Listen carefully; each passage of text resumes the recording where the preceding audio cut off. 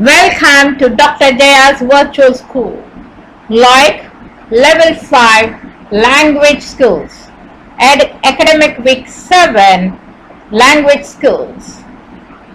Reading, brains. Comparing the human brain to the computer's brain. Use both knowledge of the world and lexical and grammatical cohesive devices to make the foregoing inferences, predict outcomes, and infer links and connections among the parts of the text. Here is a passage on brains for reading. The human brain and the computer have much in common, but they also have lots of differences. Let's compare these two brains and learn some fun facts about both types of intelligence. One thing to keep in mind is that the human brain is still infinitely more complicated than the largest and smartest computers.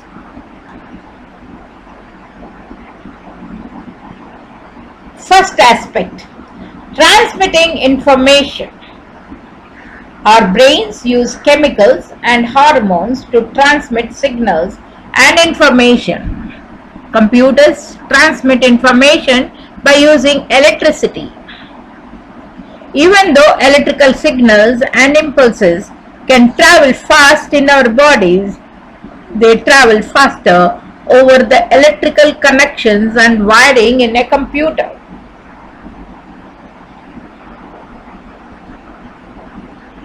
Creative more memory.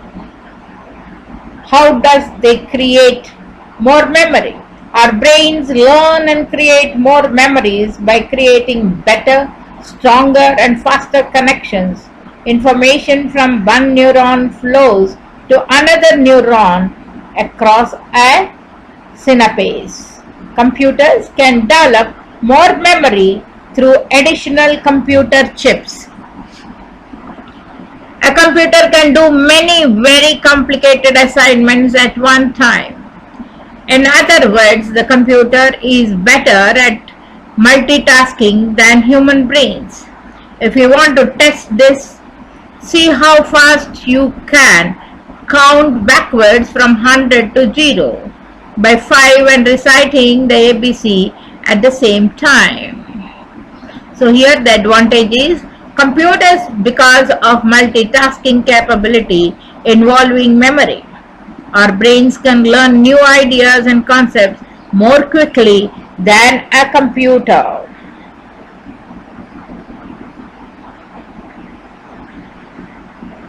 Coordinating.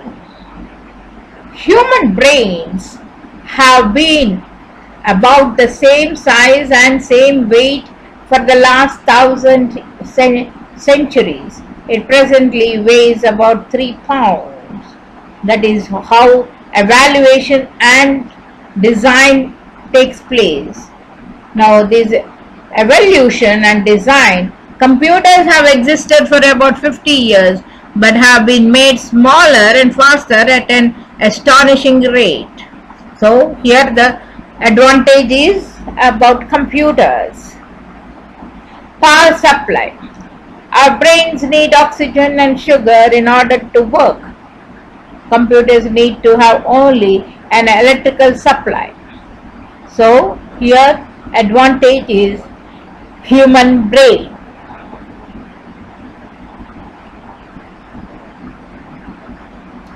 Damage control.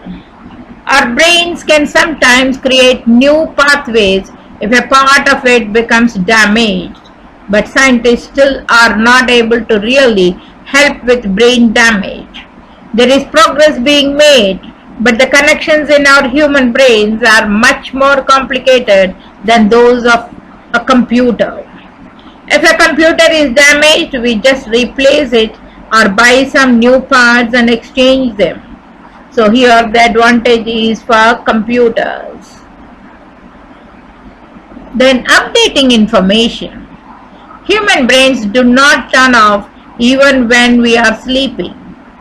They are always working, learning and upgrading as much as they are able to upgrade through the computers can only addition of new hardware, new software or new directions or systems. When a computer is shut down, it is not working at all, unlike the human brain. So here the advantage is human brain. Processing information. Our brains are capable of great imagination and ideas, and the brain can analyze the world and environment and create more responses than a computer. Computers are able to do computation at a much faster speed than human brain can do at the same time. Advantage. Let's call this one a draw. The computer may be faster, but the human brain can still do many things that computers cannot do. So when we compare it, I feel human brain is the most important aspect. Computer is a tool in the hands of human brain.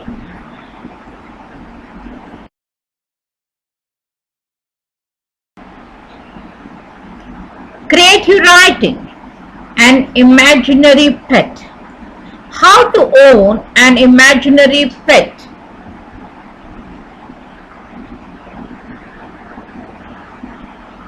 Are you hopelessly bored, need company, or badly want a pet?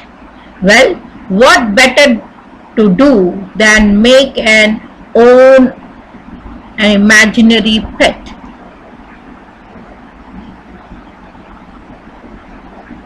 Here are some steps for you to understand about making an imaginary pet. Decide on the type, breed, color, and pet gender. Make a pretend phone call to a breeder and ask them to deliver it to your house. Ask them to bring supplies. On your next shopping visit, fill the car with invisible equipment.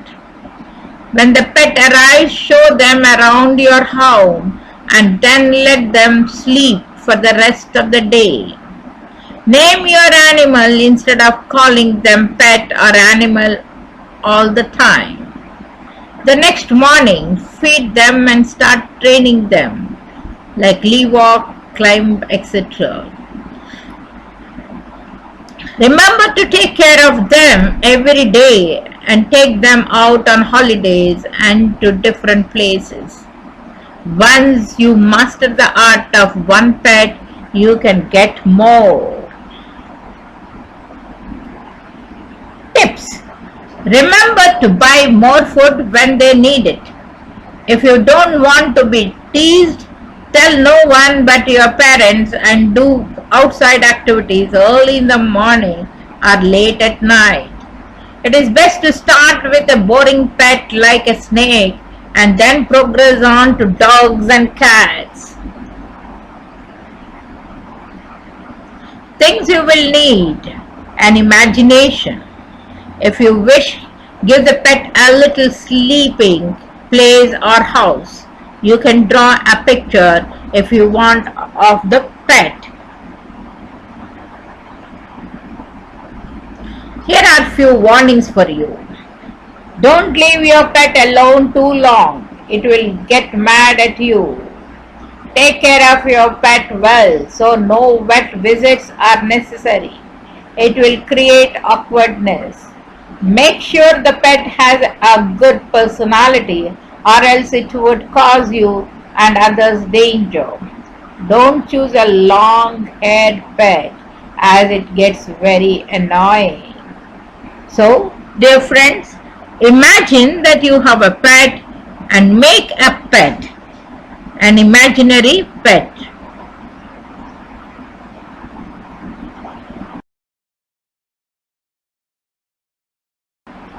Grammar. Capitalization. Capitalization. Capitalization means using a capital letter. For example, capital A instead of running a small letter A. The use of capital letters helps readers read your writing without confusion. Always capitalize the following. The first word in a sentence. I grew up in India. She left a message on my phone. The pronoun I. This country is where I dream of. The first letter of a proper noun. David wants to play soccer with us. This letter is from Chang. I graduated from the University of New York. I like Coca-Cola. She likes Godiva chocolates. The first letter of months, days and holidays. Today is June 8th. The first letter of nationalities, religions, races of people and languages. The first letter in a person's title. Geographic areas, cities, states, countries, mountains, oceans and rivers. Historical periods. The Renaissance began in the 14th century. Capitalize. This capitalizing rap song will help you remember tips for when to capitalize letters. Learn them. When you get specific, capitalize. First word of a sentence, capitalize. Months and days, capitalize. The pronoun I, capitalize. Title before a name, capitalize. All proper nouns, capitalize. The song follows a child on his trip to New York City, where he encounters many words that need to be capitalized.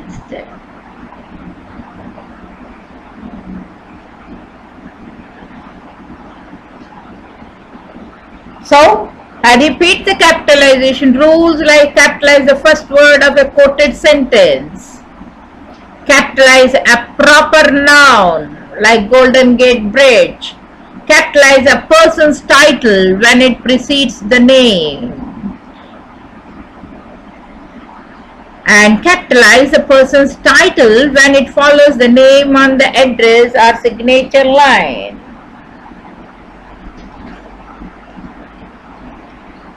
You can capitalize the titles of high-ranking government officials when used before their name. Do not capitalize the civil title if it is used instead of the name. Capitalize any title when used as a direct address. Capitalize points of the compass only when they refer to specific reasons. Always capitalize the first and the last words of titles of publications, regardless of their parts of speech. Capitalize other words within titles, including the short verb forms, like is, or, and be. Capitalize federal or state when used as part of the official agency. Name or in government documents where these terms represent an official name. If they are being used as general terms, you may use lowercase letters. For example, the state has evidence to the contrary. There is another rule. You may capitalize words such as department, bureau and office if you have prepared your text in the following way.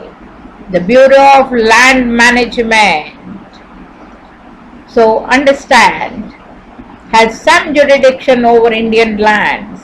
The Bureau is finding its administrative role to be challenging. And the next rule is do not capitalize names of seasons. I love autumn colors and spring flowers.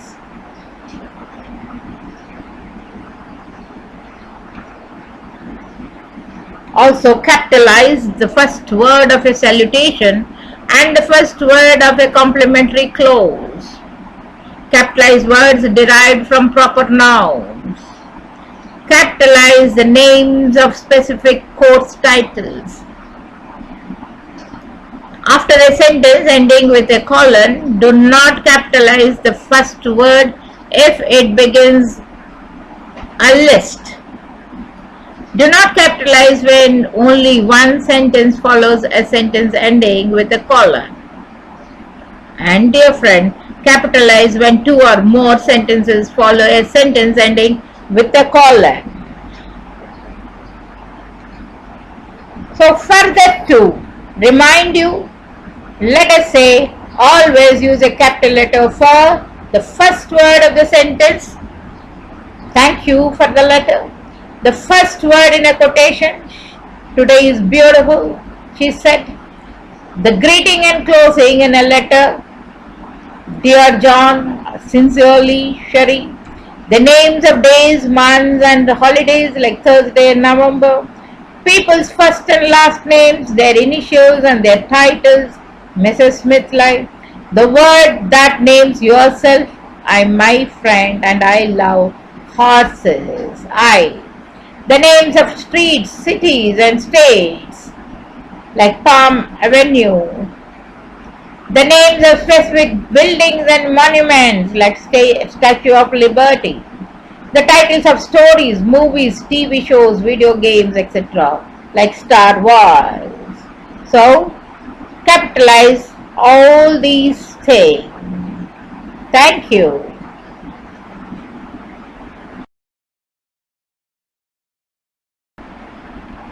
Pros.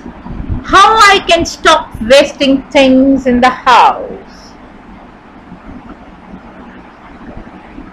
We are lucky to live in a rich country where we have many things at our convenience. That's what we all think. And we don't waste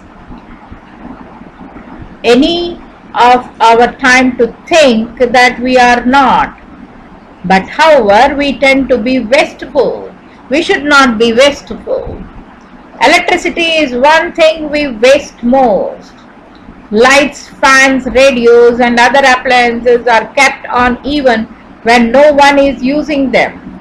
I make it a point to switch them off when I do not need them. It takes less than a second to throw a switch, but some people even this seems a difficult task.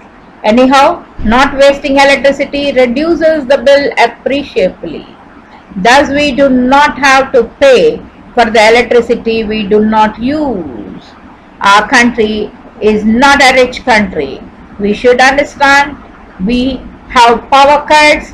We have to take care of this and conserve energy. The other wasted commodity is water. Leaky pipes and faucets, plus the negligence of leaving taps running, all contribute to this wastage.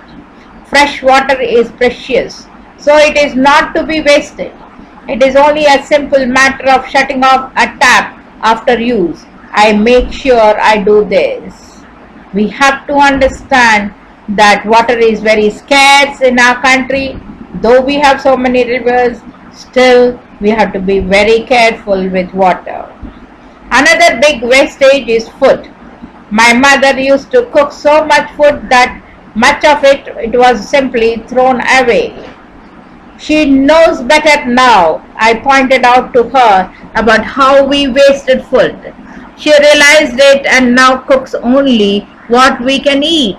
The garbage bin used to be filled with half-eaten cakes, fried chicken and things we thought we could eat but could not. It is not so anymore. Besides, we do not waste money on food we throw away. Don't throw away the food. We see the food is wasted by children and by adults in the same way, especially in the hotels when we go. We waste other things like tissue paper, clothes, soap, talcum powder and aerosol sprays. All this cost money. In short, we waste the money we work so hard to earn.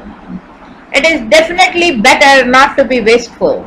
I discovered there is a simple method of not wasting things, which is use only what we need. Do not touch what we do not need. In this way, we can stop being wasteful.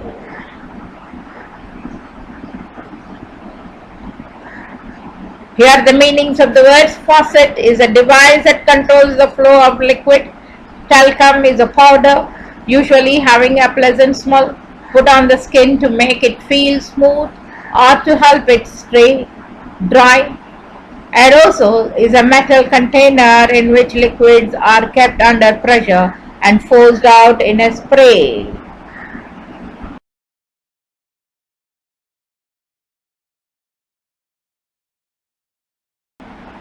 Welcome to Dr. Jaya's virtual school.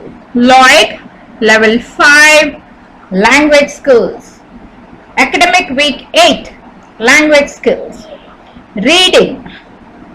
Get the main point or the most important information from the reading passage on memory tricks.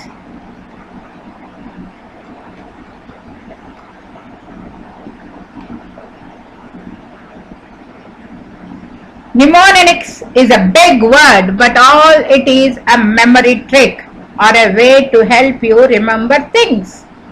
There are many ways to use mnemonic at home. Once you get into the habit of doing this, you will find that remembering maths, facts, names, dates and other information is easier than ever. This helps you recall the information that you have stored in your brain by tickling the brain's memory center. When you use hints like rhyming, song, imaginary pictures, and humor to help you remember things, the process goes much faster. You are also more likely to remember fun facts for longer periods of time. Association is one of the ways that you can begin training your brain with mnemonics. When you use association, it means that you link things in order to remember them.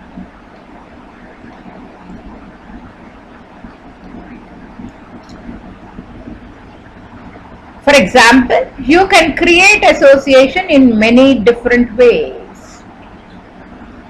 Crash things together in your mind to make a molecule of water. You can imagine 2 hydrogen bubbles and 1 oxygen bubble all crashing together to make H2O. In the same way, you can even use a sentence to help you remember the continents. Or, for example, eat an aspirin after a nighttime snack. If you remember this, eat an aspirin after a nighttime snack means what? Europe, Antarctica, Asia, Africa, Australia, North America, and South America. If you remember this, you will be able to remember the names of the continents. For example, use the first letters of words you need to remember to make a new word. If you need to remember the 4 main directions on a compass, think of news, north, east, west and south. Or maybe naughty elephants quit water. This may be difficult, but the word news is easy for you to remember the directions.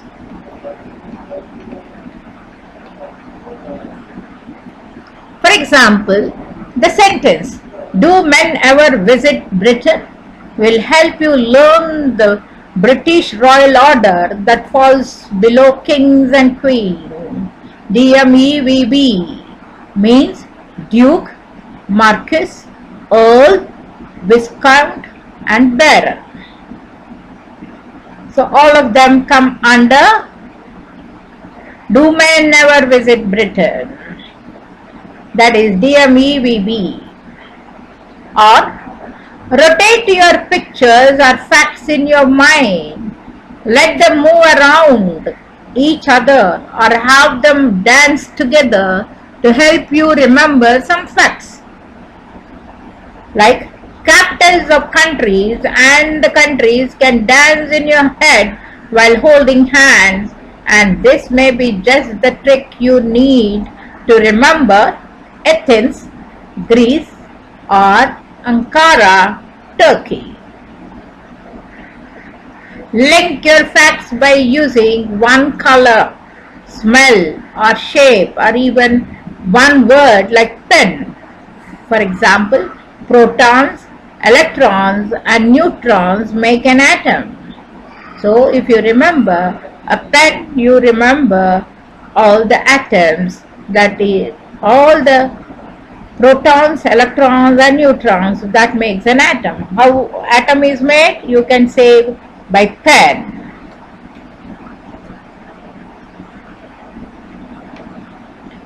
It's also easy if you can make up funny songs, rhymes, or saying to remember a list of items or facts. Consider how we learn the ABC by singing a song. This makes it much easier to keep the letters in the proper order. Some people learn a long list by taking the first letters of each word and then making up a funny sentence like this in the example. For example, kingdom, phylum, class, order, family, genus, species. This is how you classify animals. But let's just take the first letter of each word and it becomes KPCOFDS. So, K for kingdom, P for phylum, C for class, O for order, F for family, G for genus, and S for species. Now make up a sentence that is fun and easy to remember using the same letters. King Philip chewed on funny green sandwiches. Any sentence will work as long as you like it and remember it. Then on test day you would remember the sentence and you would know that the correct word order will be KPCOFDS. So that's the classification.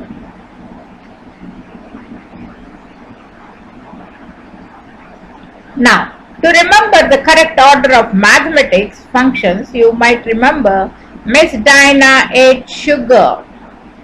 MDAS. This sentence could help you remember that you must multiply and divide before adding or subtracting. So, dear friends, mnemonics are responsible for spelling hints like I before E is the way it should be, except after C. You can also remember the difference in here and here because you hear with your ear. There are many of these little tips and tricks that you can use to make homework and school more interesting while you earn better marks as well.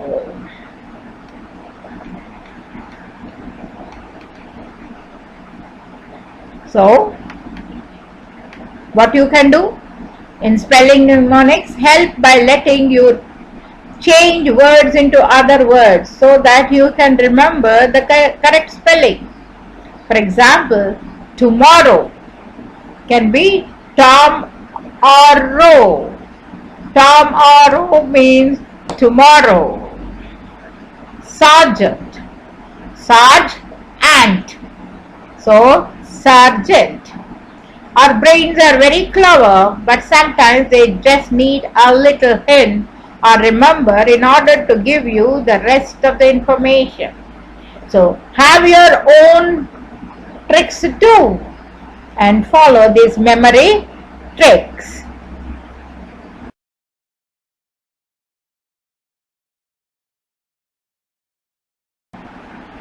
Creative writing.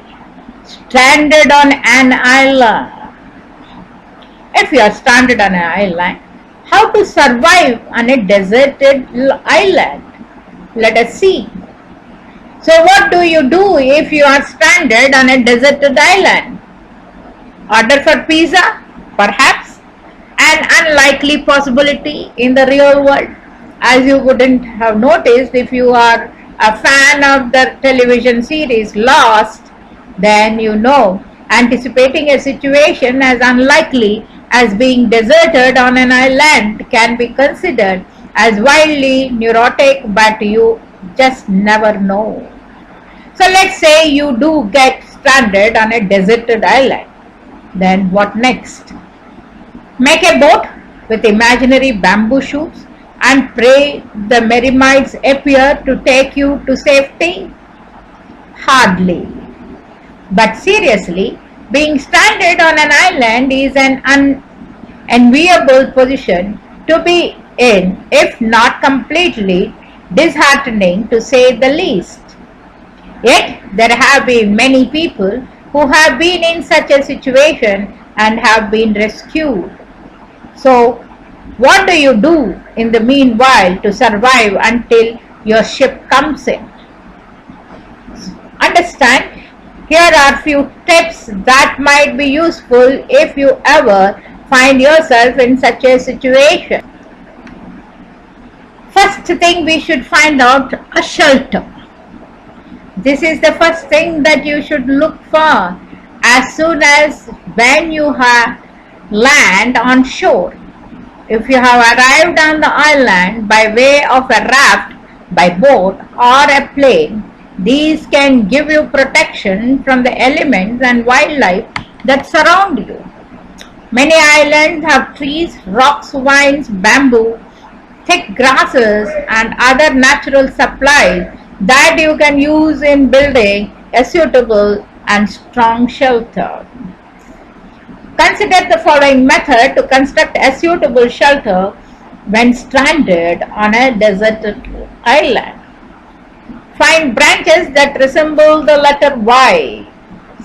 Stick these branches down into the ground rather deeply, making sure that each one is approximately 5 to 6 feet away from the other one. Find a long limb of branch that is light enough to be supported by the two Y-shaped branches and place it on each so that it goes across. Now you have a basic frame. You will want to find long branches that can be rested on the limb that goes across on either side. Once you have all of the branches in place, simply search for a vine or something that can act as a rope to tie everything together and secure it. Finally, gather leaves, boughs, palm tree fronds and similar items to cover the structure with for additional security. Take leaves and fronds from trees and line the inside of the structure in order to make a floor to rest on. So, how do you collect? What all other things you have to collect? How to water collection? The next step is to find water, which is essential to staying alive. Yes, more important than food. Perhaps this saying rings a bell. Water, water everywhere, but not a drop to drink, because you are in an island and you have water around you. Any nitwit would know that seawater is not conducive for drinking, as the salt and other chemicals will leave you dehydrated. So it is important that you find a fresh water source which might not be readily available. Then what do you do then? Creating a solar water still is very good idea. How do you do that? Here is the idea. Select an area that is higher than where the tides come in, that is exposed to a lot of sunlight on a daily basis. Dig a hole that can be used. This hole should be about 3 feet deep and 3 feet deep. Find a bucket or other type of container that can be placed in the very center. Now Go around and choose healthy green plant that can be placed around the container. Place a piece of plastic sheeting over the hole and then put rocks and sand on the sides in order to ensure that the plastic stays in place. Then put a rock in the center of the solar water, still and small hole. Water will now drip down and the green plants will have produce more. If you have made a strong shelter and have found a good source of fresh water, the final step is finding food. Obviously, the ocean can be a good source, but you can never be certain that every living creature will be good for consumption. So here are few tips to keep in mind. Avoid consuming fish that have the appearance of spikes on their body. Avoid eating jellyfish. If a fish puffs up for protection, do not consume it. Fish that appears to have beaks on their faces are also not a food type that is safe. So these are 3 simple steps that you can follow in order to survive on a deserted island. However, you will find yourself having to use your creativity in order to make a shelter, find water and food. Remember, anything goes here, as there won't be any logy pizza delivery boy making his way in record time to satisfy your hunger. So what is the first thing you would do on a deserted island to survive? Understand and follow how done. So read this passage, understand the important points, important information, and write it in your workbook.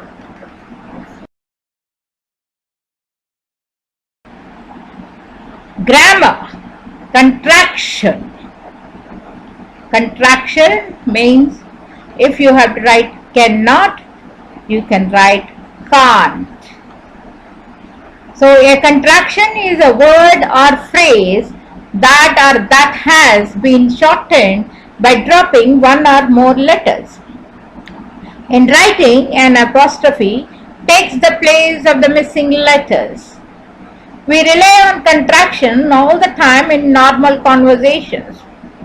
As Ben Yagoda says in The Sound of the Page, in speech there is an exception that anyone who's not prissy or pretentious or is emphasizing a point will use contractions whenever possible.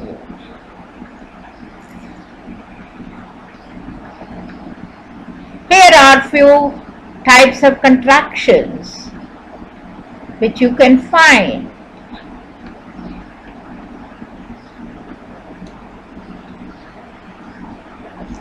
Some people are under the impression that contractions should never appear in writing, but this belief is mistaken. The use of contractions is directly related to tone. In informal writing, we often rely on contractions to maintain a colloquial tone. In more formal writing assignments, avoiding contractions is a way of establishing more serious tone. Before deciding whether to use contractions in a writing assignment, consider your audience and your purpose of writing. So, there are some standard contractions in English.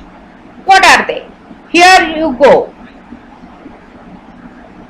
Aren't means are not, can't, cannot, couldn't, could not, didn't, did not, doesn't, does not, don't, do not, hadn't, had not, hasn't, has not, haven't, have not, he had, or he would.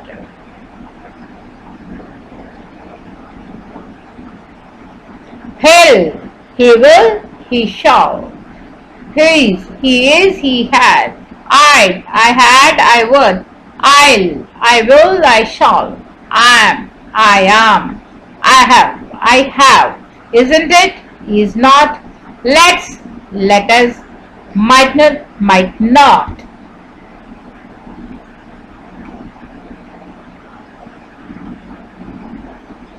Must not, shan't, shall not, shared, she had, she would, shall, she will, she shall, she is, she is, she has, shouldn't, should not, that's, that is, that has, this, there is, there, has, there, they had, they would.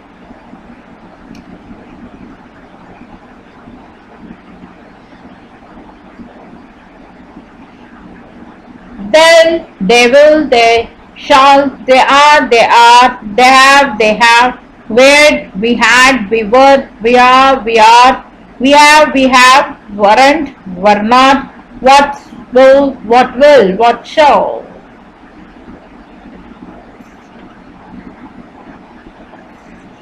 What are, what's, what is, what has, what's have, what have. What, where's, where is, where has, who had, who would, who shall, who are, whose, who is, and who has.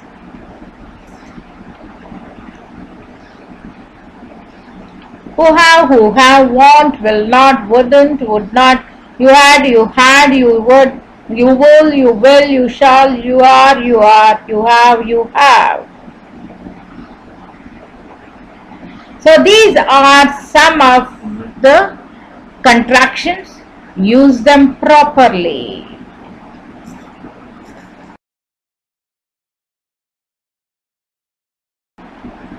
Pros. Power failure. Power failure. One evening, just as I was getting ready to watch a cartoon show on television, there was a power failure. The television set just went blank. The lights went off and the fan shut down and stopped. As it was getting dark, I hoped that the power would be restored soon, but it was not to be so. Soon darkness enveloped the neighborhood. We hastily lit candles so that we would find our way around the house. As we had only 3 candles, my mother sent me to the sundry shop nearby to buy more. Sorry, no more candles, was what the shopkeeper told me. The neighbors had bought up all the candles. At home, my father managed to dig out 2 kerosene lamps. We lit these 2 and kept the darkness out.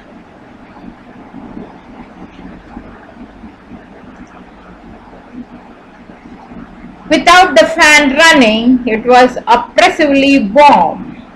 Furthermore, there was nothing to do but wait for the power to come on again. All of us sat quietly in the living room. We had grown so dependent on electricity. Without it, we felt so uncomfortable. I used a book to fan myself.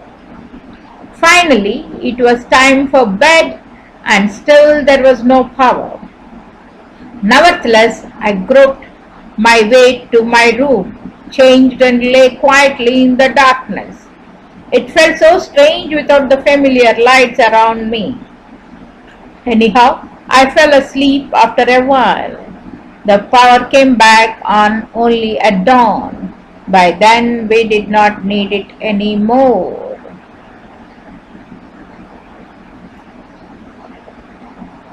So the words go off, stop running, restore, to return something to earlier good condition, oppressively means causing anxiety. Read this passage, understand, pick up the words and use them in contraction, or you have, if any words in contraction, expand them.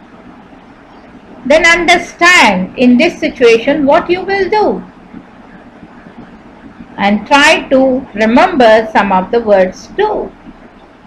Do all this in the workbook.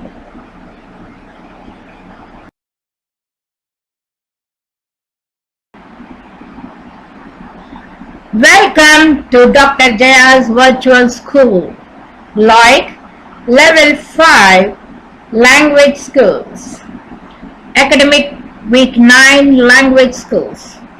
Reading Mythological Creatures.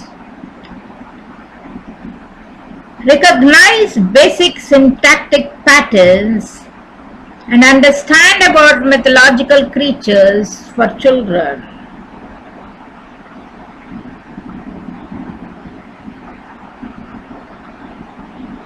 Mythological creatures aren't always the frightening ones that want to hurt you, although they are the ones that people tend to remember quickest.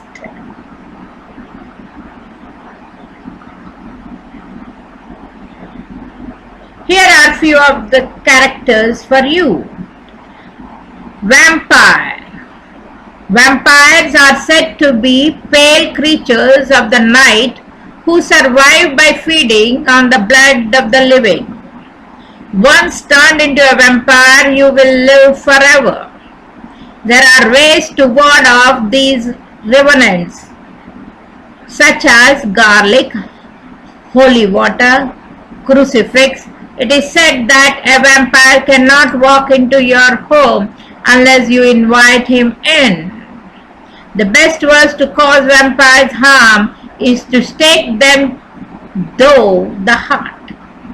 Vampires are popular in books, films and TV shows, the latest being the movie Twilight, made from the book with the same name.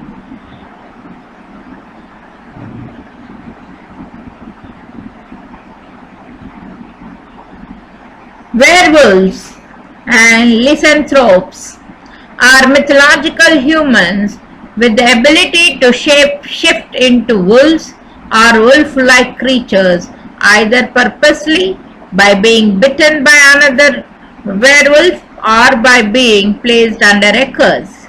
This transformation is often associated with the appearance of the full moon. Werewolves are often granted extra human strength and senses far beyond those of both wolves and men. Werewolves are vulnerable to silver weapons, and some people also believe Mistol.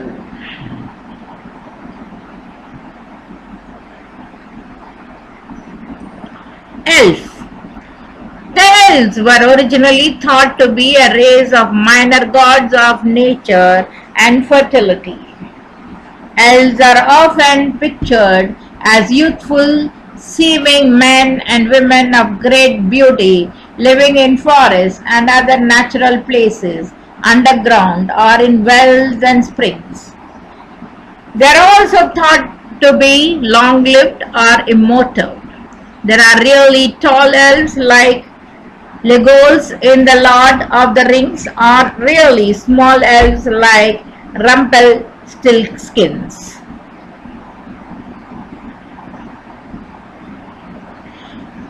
Griffin. The griffin is a legendary creature with the body of a lion and the head and wings of an eagle. The lion was considered the king of the beasts and the eagle the king of the air. The griffin was thought to be an especially powerful and majestic creature. The griffin is generally represented with 4 legs, wings and a beak, with eagle-like talons in place of a lion's 4 legs, and feathered and equine-like ears jutting from its skull.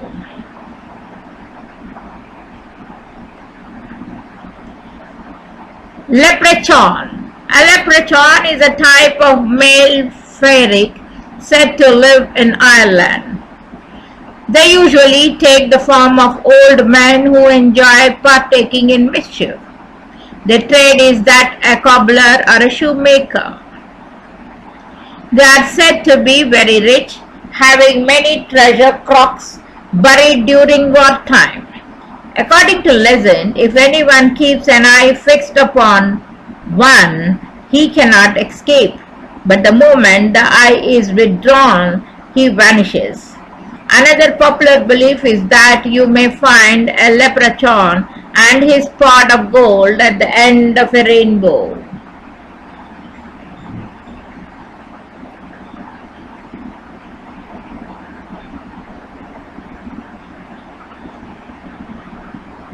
Phoenix. A phoenix is a mythical bird with a tail of beautiful gold and red with some purple and blue. They have a 500 to 1000 year life cycle, near the end of which it builds itself a nest of twigs that it then ignites. Both nest and bird burn fiercely and reduce to ashes, from which a new young phoenix or phoenix egg arises, reborn anew to live again. The new phoenix is destined to live as long as its old self.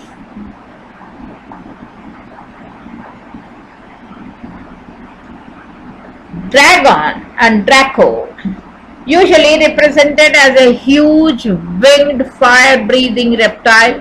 There are people who believe dragons were bad. Fire-breathing serpents had huge wings. They hoard gold treasure in dens, that they are fierce and always hungry. However, there are also some that believe that dragons are kind and wise friends of human beings.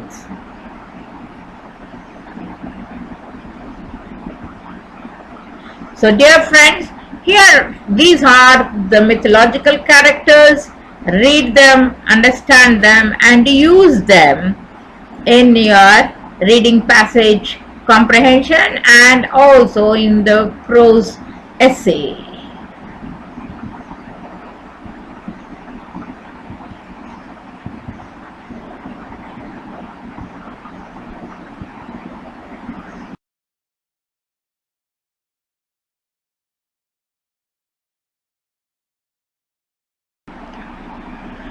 Creative writing, self-portrait.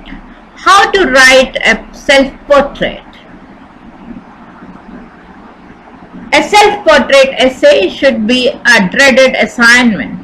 Rather, the essay provides an opportunity to reflect on oneself. A self-portrait essay is an essay about the person writing it.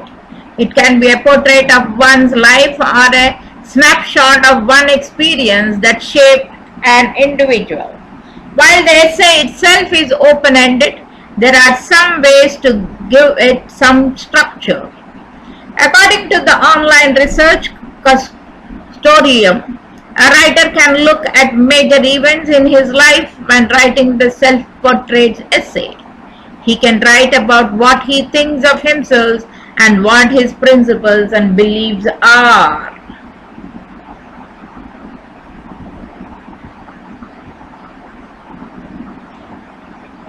Start thinking about yourself. Who are you? What are the characteristics that make up your personality? Think about where you came from, what kind of person you are, and what kind of person you want to be. Make note of what you do in life, what your dreams are, and what your accomplishments and failures have been.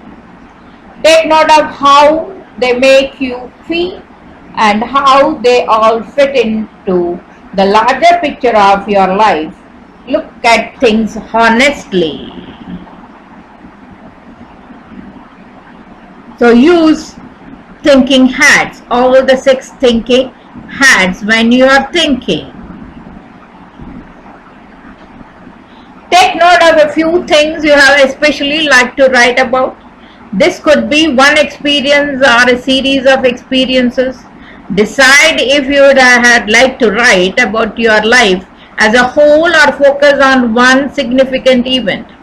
Make sure that whatever you write, you provide insight about who you are, how your life made you who you are, and what your personal ideas are. You are already 10 years old, so you can understand it yourself, who you are and what you are. Then start your essay by introducing yourself. Discuss where you were born, what sort of family you were born into, and how these factors influenced your personality, beliefs, and behaviors. Continue the essay by talking about your life as a whole or about a few aspects of your life, including how you were affected by these aspects and what your thoughts were and are. Shed some light on your personality, your likes and dislikes, and your general outlook on life. Instead of simply listing random things about yourself, use your experience or background as a jump start. It can provide an opportunity to look at how you react, think, and believe. Talk about your religion, philosophy, social behaviors, desires, and limitations at your level. Think you are only 10-year-old and you have to understand within that limits you will be writing. Conclude the essay by summing up how any events changed you, where you are headed today, and any developments in perspective and beliefs. Compare the past to the present and show the reader who you are in the very moment you are writing the essay. You may end the essay by stating where your life is now and what you think of it. You may also end the essay by discussing your hopes for personal growth or change.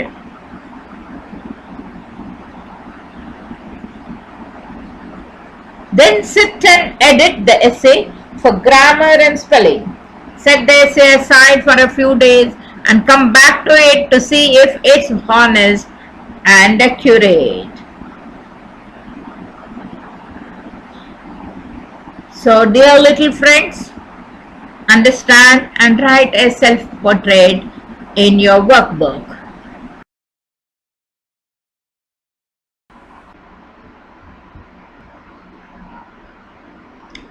Grammar, punctuation, punctuation rules. Here is a summary of punctuation and capitalization rules organized to help you organize and remember them.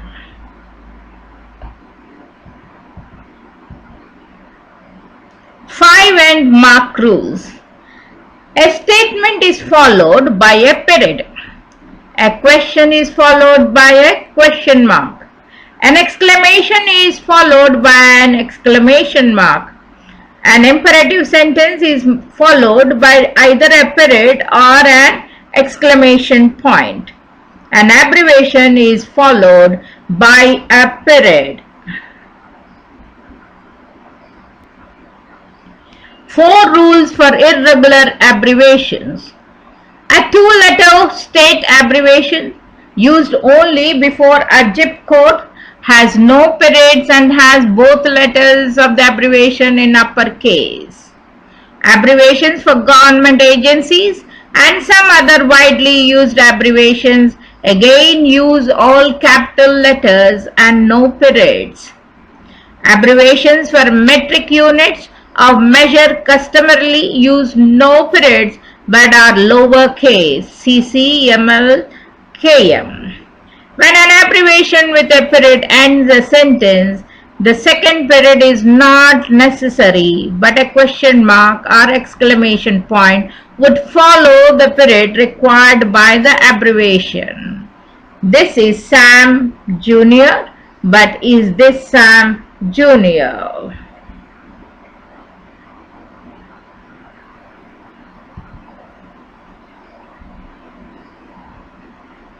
Seven capitalization rules. Capitalize the first word in every sentence. Capitalize the pronoun I. Capitalize the interjection O. Capitalize proper nouns, people's names, geographical names. Capitalize proper adjectives and capitalize titles.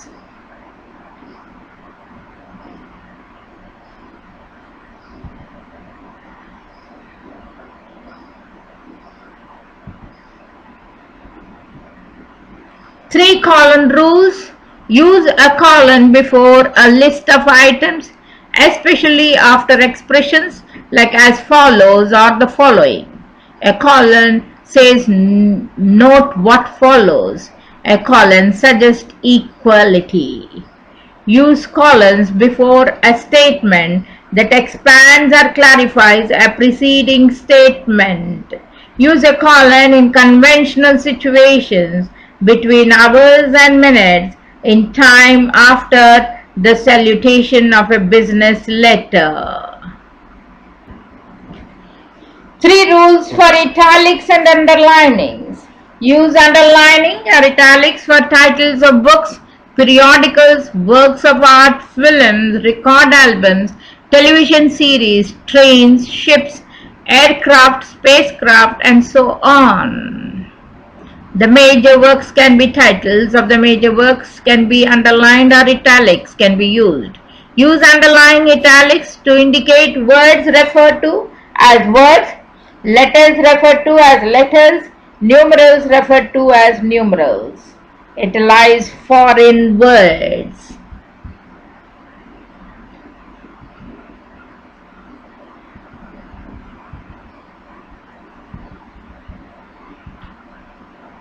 Four semicolon rules.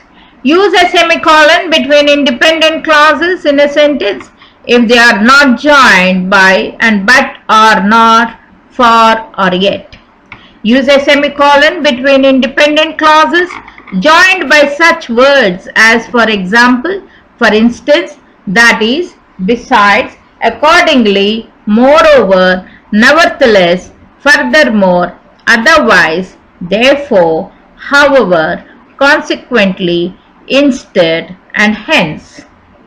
Use a semicolon to separate the independent clauses of a compound sentence if either of the independent clauses contains potentially confusing commas. Use semicolons instead of commas to separate a list of items which themselves contain commas.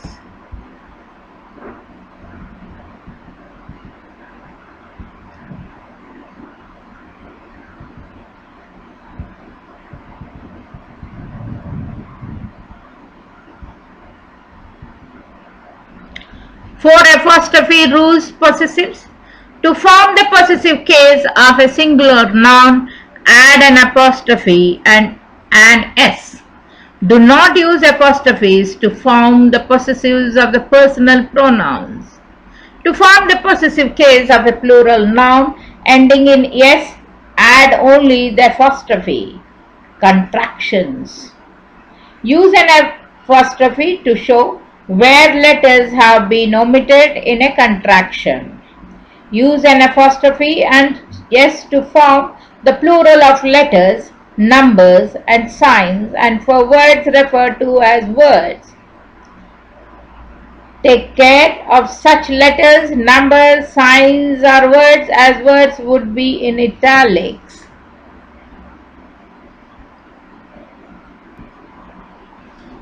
For hyphen rules. Use a hyphen to divide a word at the end of a line. Divide words only between syllables and make sure at least 2 syllables end up on the second line. Use a hyphen when numbers from 21 to 29. Use a hyphen with fractions used as adjectives. Use a hyphen with the prefix x, self, and all, and with the suffix elect. 10 quotation rules. Use quotation marks to endorse a direct quotation, a person's exact words, how to punctuate and capitalize a quotation. A direct quotation begins with a capital letter. When a quoted sentence is divided into 2 parts by an interrupting expression such as he said or mother asked, the second part begins, read that as a continuous with a smaller letter, split quotation. A direct quotation is set off from the rest of the sentence by commas. So use the quotation marks. 8 comma rules. Multiple items. Use commas to separate items in a series. Use a comma to separate 2 or more adjectives that come before a noun. Use a comma before and, but, or, nor, for, so, or yet when it joins independent clauses.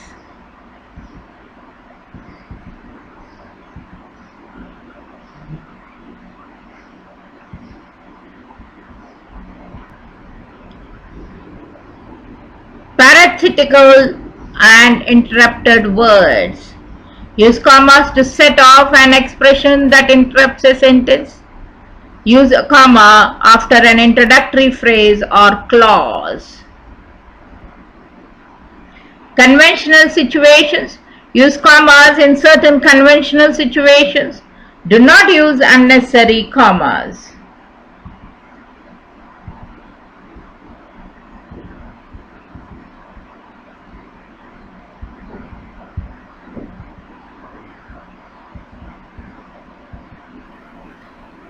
Parentheses and dashes rules. Use parentheses to enclose material added to a sentence but not of major importance. Use a dash to indicate abrupt break in thought or speech.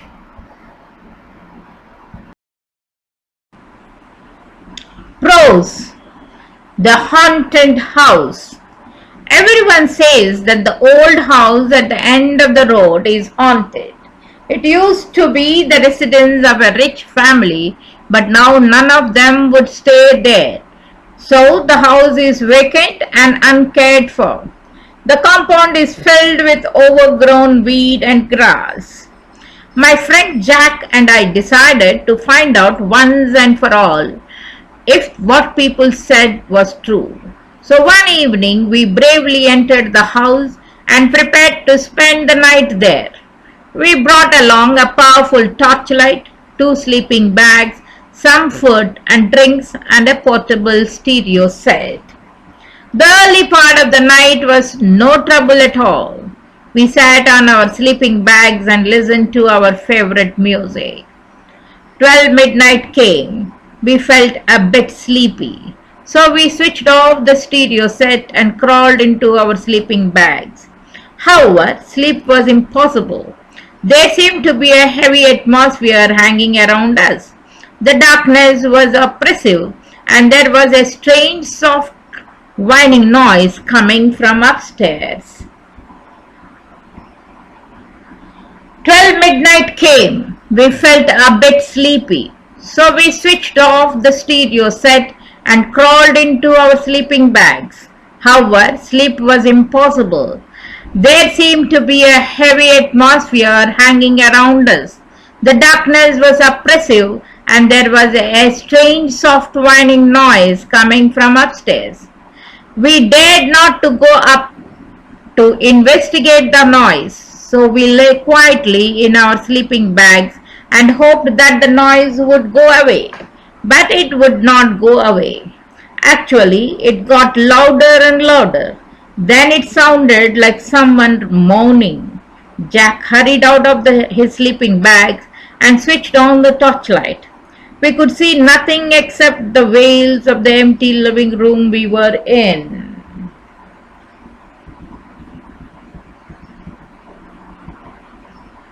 Suddenly, there was a loud crash from upstairs, and the moans turned to screams. We screamed too and ran out of the house as fast as we could, leaving behind everything that we had brought. The hair on the back of my head stood on end for hours afterwards.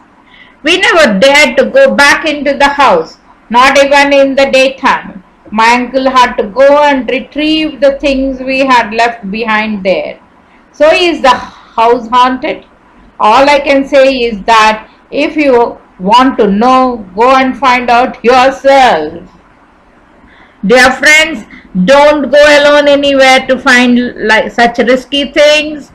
It may not be haunted, but there may be other wrong people using the house. Here are the words some to use: whining, long, high, sad sound, make where hair stand on end to make someone very frightened. Retrieve is to find and bring back something.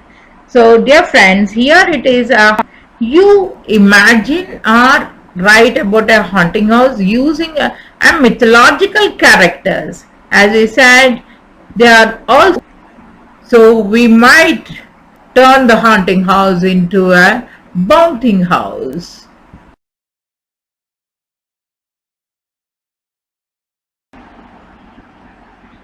Welcome to Dr. Jaya's virtual school. Lloyd, level 5, language skills.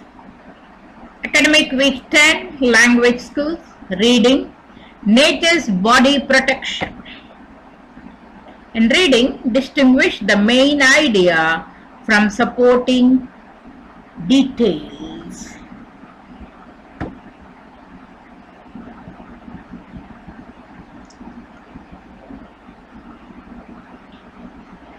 Nature's way of protecting the body. Did you know that you have body armor? Yes, you do. And some of your personal armor might surprise you. Here is a list of some of our protective body parts and how they work. Skin. Your skin might not feel much like the outside of an armor tank, but it really gives you a lot of protection. You might even say it is our outer armor. Our skin is the biggest organ in our entire body, and it helps to keep us safe. Skin also protects our bones, muscles, and insides by covering them up. Our skin may not be that tough when we touch it, but it can be very tough when it counts. Think about what happens when we fall. The skin may scrap and bruise, but it helps keep our bone cushioned so they do not break easily.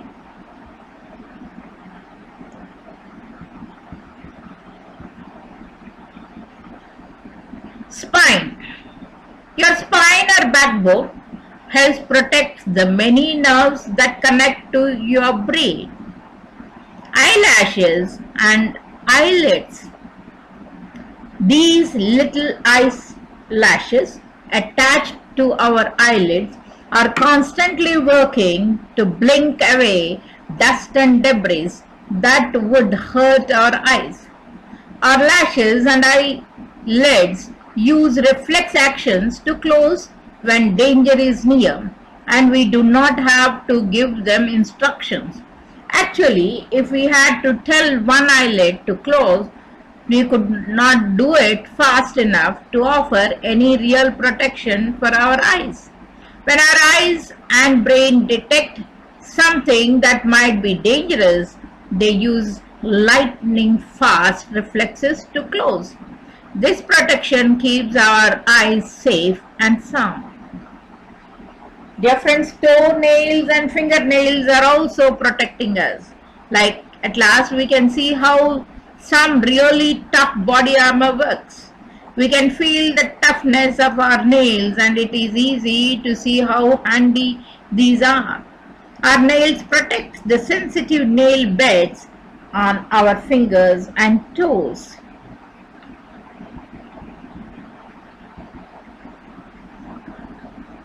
Hair. The hair on our heads protect our tender scalps. This is a kind of body armor that is very useful since the sun shines down on our heads all during the day.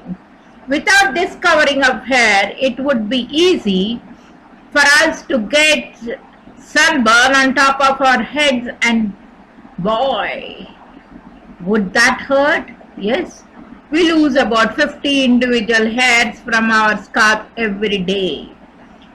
Thank goodness most of us have lots of new ones that are replacing them. Nose hair too. Yeah, now, don't laugh. The hair in our noses really is quite helpful.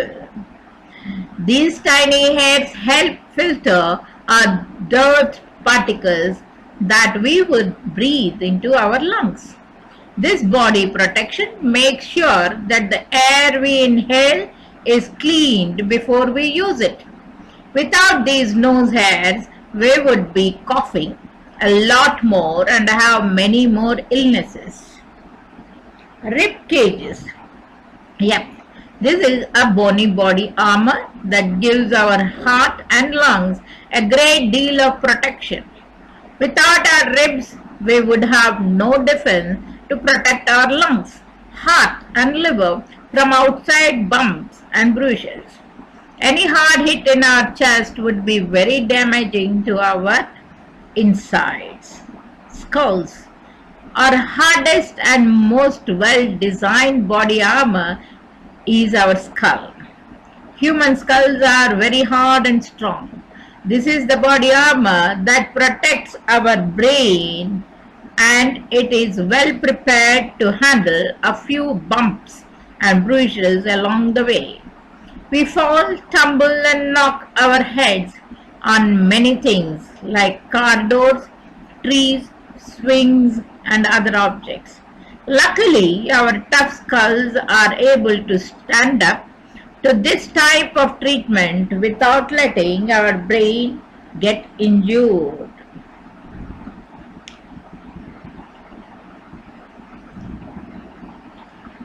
Creative writing. The funniest thing.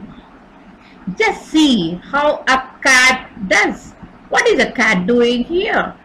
The funny things, but real useful things too. Oh, it is raising its eyes and legs and asking us, what do you think about me? I can do many things. See here, this cat is playing. Oh, this cat is catching and throwing. Here is a cat which is playing harmonica. Oh wow, this cat is a rock cat. It is a rock star too. But we have a Shakespeare also here in this cat. It's reading. And a good friend, a pet friend, a friendly cat which is making friendship with a rabbit, bunny rabbit. Seeing all these, how a cat can do so many funny things, even you'd have come across many funny things. List them and write it in the workbook.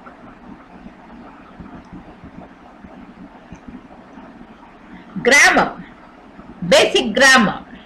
General. Coordinating conjunctions and correlative conjunctions. A conjunction joins words or groups of words in a sentence. Ate lunch with Kate and Dharma. Because it is raining today, the trip is cancelled. She didn't press the bell, but I did. Now there are three types of conjunctions. Coordinating conjunctions, which connect words, phrases, or clauses that are independent or equal, like and, but, or, so, for, yet, and not. Correlative conjunctions used in pairs, both and at, either or, neither nor, not only but also. Then subordinating conjunctions used at the beginning of subordinated clauses, although, after, before, because, how, if, once, since, so, that, until, unless, when, while, where, whether.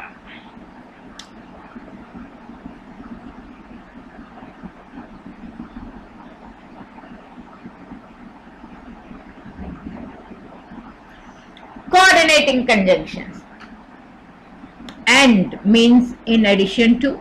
We are going to a zoo and an aquarium on the same day.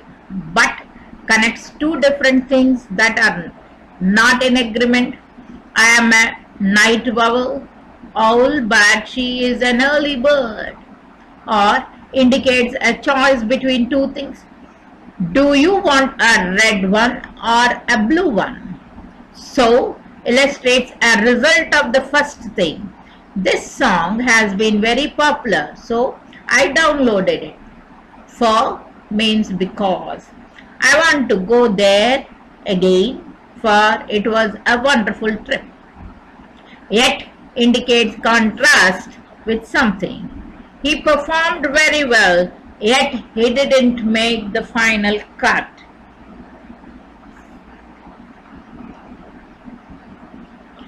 Correlative conjunction, both and. She won gold medals from both the single and group races. Both TV and television are correct words. Either or. I am fine with either Monday or Wednesday. You can have either apples or pears. Neither nor. He enjoys neither drinking nor gambling. Neither you nor I will get off early today. Not only but also. Not only red but also green looks good on you. She got the perfect score in not only English but also maths.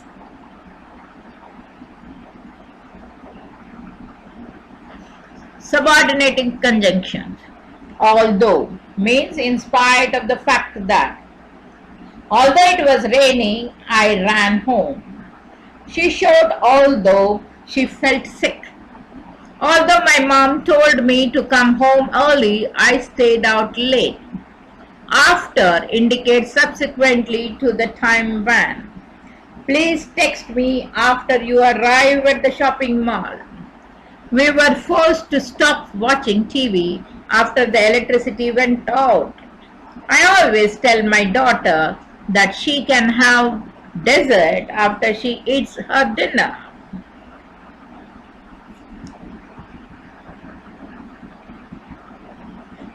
Before indicates earlier than the time that. He had written a living will before he died. Before he contacted me, I was going to call him. I need to finish the dishes before my wife gets home. Because means for the reason that. Because he was smart and worked hard, he was able to make a lot of money. They stopped building the house because it was pouring. I love dogs because they are so cute. How means the way in which. I wonder how you did it. He explained how he completed it in a few days. Can you show me how you fixed the computer? If means in the event that. If it is sunny tomorrow, we can go to the beach.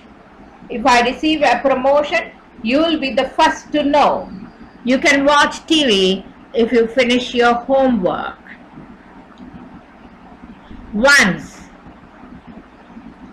indicates at the moment when.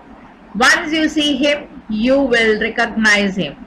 Once the light came on, we all shouted with joy. Call me once you start having contractions. Since means from the time when. I have been a singer since I was young. Since he graduated, he has been doing nothing. This building has been remodeled 3 times since I lived here.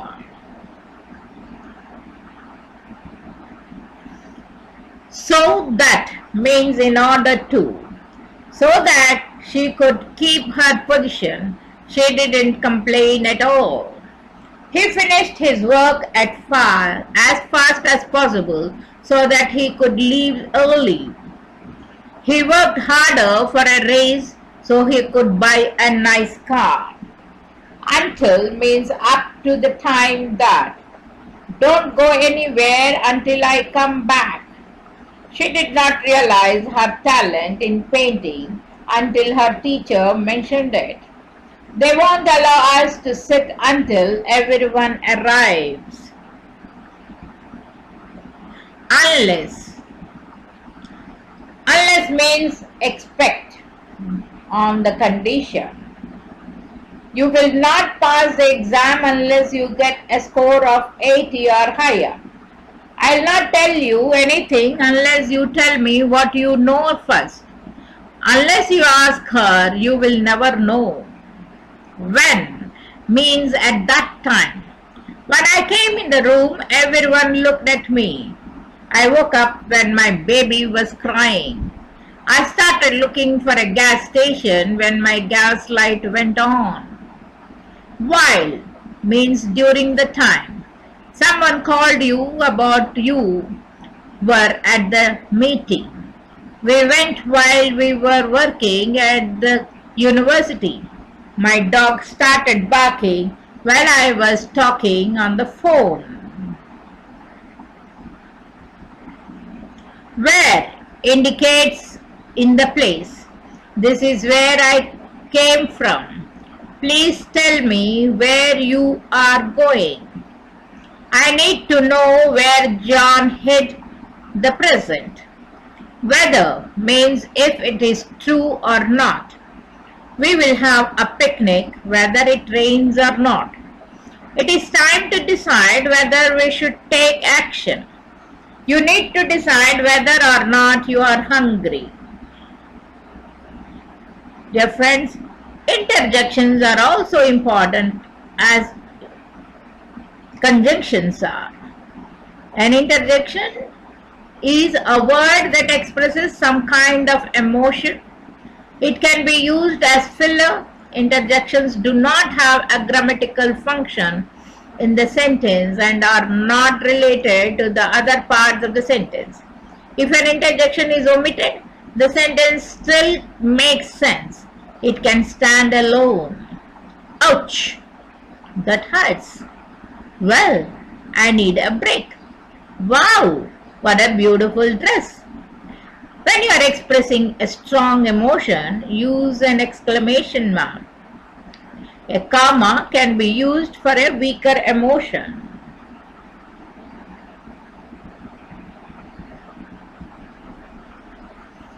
Interjection do the following. Express a feeling. Wow, gee, oops, damn, geez, holy, oops, I am sorry.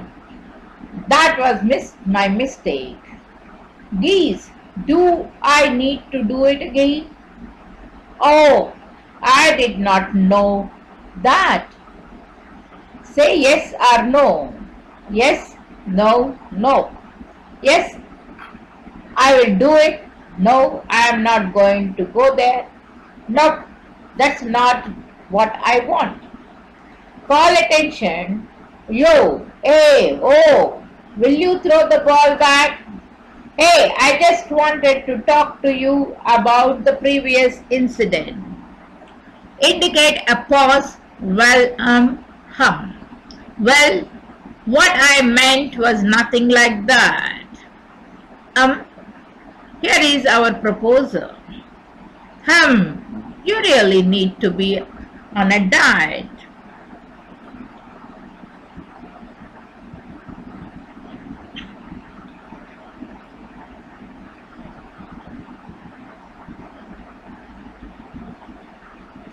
Prepositions. On, at, and in. A preposition is a word that links a noun, pronoun, or noun phrase to some other part of the sentence. Prepositions can be tricky for English learners. There is no definite rule or formula for choosing a preposition. In the beginning stage of learning the language, you should try to identify a preposition when reading or listening in English and recognize its usage. To the office, at the desk, on the table, in an hour, about myself. A preposition is used to show direction, location, or time, or to introduce an object.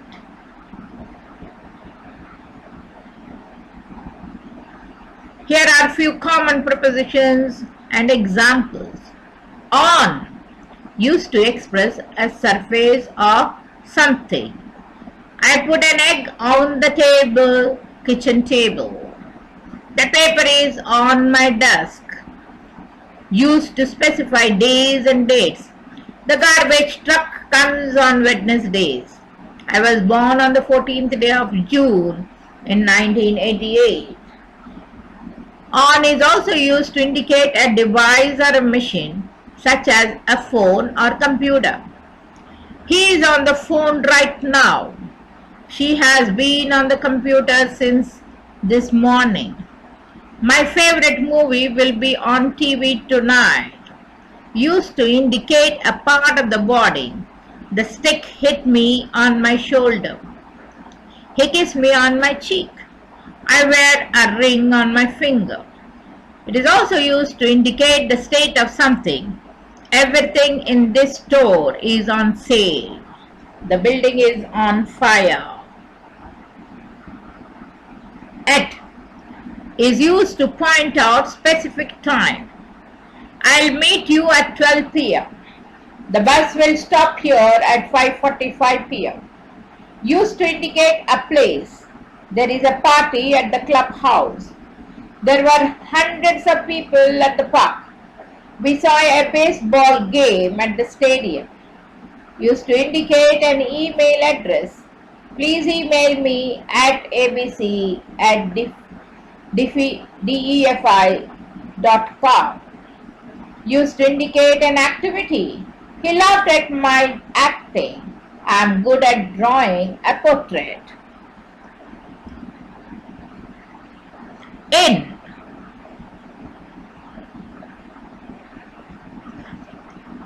used to unspecific times during a day, month, season or year. She always reads newspapers in the morning. In the summer, we have a rainy season for 3 weeks. The new semester will start in March. It's also used to indicate a location or place. She looked me directly in the eyes. I am currently staying in a hotel. My hometown is Los Angeles, which is in California. It is also used to indicate a shape, color or size. This painting is mostly in blue. The students stood in a circle. This jacket comes in 4 different sizes. Used to express while doing something. In preparing for the final report, we revised the tone 3 times.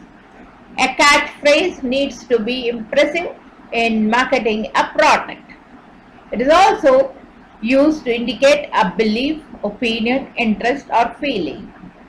I believe in the next line. We are not interested in gambling. Prepositions of, to and for. Of is used for belonging to, relating to or connected with. The secret of this game is that you cannot ever win. The highlight of the show is at the end. The first page of the book describes the author's profile. Don't touch it. This is the bag of my friend's sister. I always dreamed of being rich and famous. It is also used to indicate reference. I got married in the summer of 2000. This is a picture of my family. I got a discount of 10% on the purchase. Used to indicate an amount or number. I drank 3 cups of milk. A large number of people gathered to protest. I had only 4 hours of sleep during the last 2 days. He got a perfect score of 5 on his writing assignment.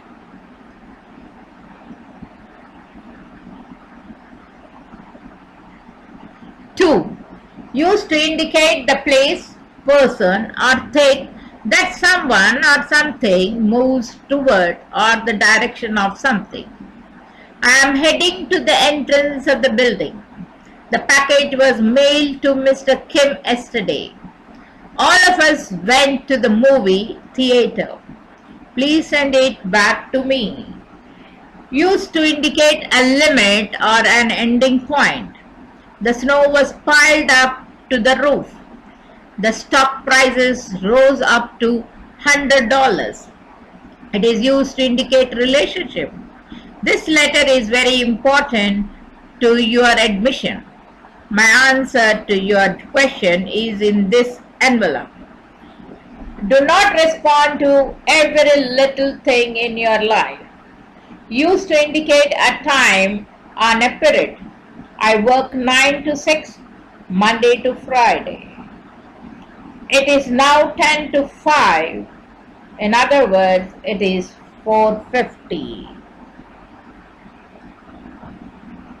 4. Used to indicate the use of something. This place is for exhibitions and shows.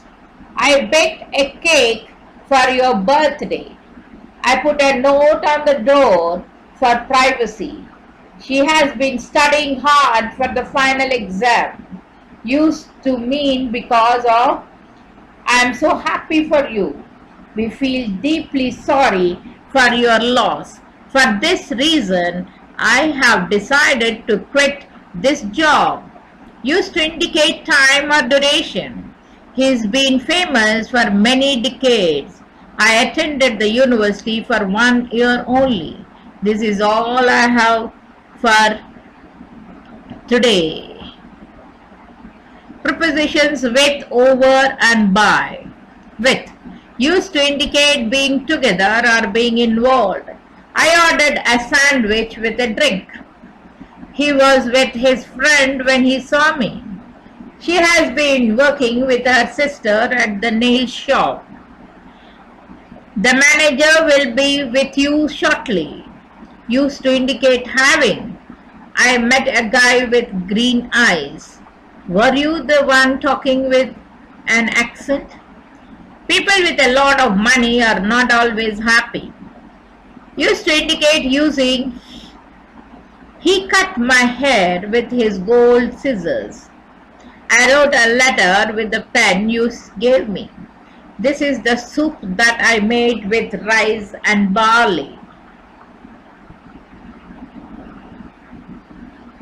He cut my hair with his gold scissors. Used to indicate feeling. I am emailing you with my sincere apology. He came to the front stage with confidence. Used to indicate agreement or argument or understanding. Are you with me? Yes, I am completely with you. She agrees with me. Over. Used to indicate movement from one place to another. Come over to my house for dinner sometime. Could you roll over? They sent over a gift for his promotion. Used to indicate movement downward. The big tree fell over on the road. Can you bend over and get the dish for me? He pushed it over the edge. Used to indicate more than an expected number of amount. This amount is over our prediction. Kids 12 and over can watch this movie. The phone rang for over a minute. Used to indicate a period of time. I worked there over a year. She did not sleep there over this past month. By. Used to indicate proximity. Can I sit by you? He was standing by me. The post office is by the bank.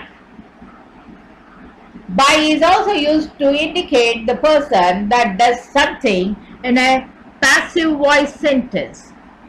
The microwave was fixed by the mechanic. The flowers were delivered by a postman. The branch office was closed by the head office. Used to indicate an action with a particular purpose. You can pass the exam by preparing for it. I expressed my feeling towards her by writing a letter. She finally broke the record by pure effort. Used to indicate a mean or a method. Please send this package to Russia by airmail. I came here by subway.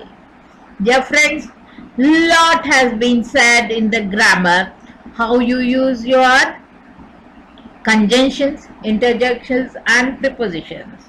We have learnt lot in the previous classes, but here exactly in a comprehensive way we have learned, and you are going to make sentences using all these conjunctions, interjections and prepositions in your workbook.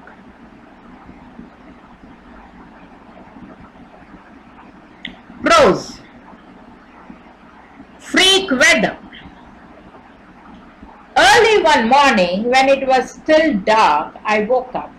Suddenly I felt very cold. The funny thing was that I had the blanket on, but I still felt cold. I could not get back to sleep because of it. So I got up and put on extra clothes. Only then did I manage to get to sleep again. When dawn came, I woke up to find that my nose was freezing. The rest of the body was comfortably warm under the blanket, but the head, especially the nose, felt like ice. Anyhow, I got up and immediately felt the cold air around me. I shivered. It was extraordinary that it should be this cold in the tropics. I checked the thermometer. It read 19 degrees Celsius. Goodness, I thought this was really unusual.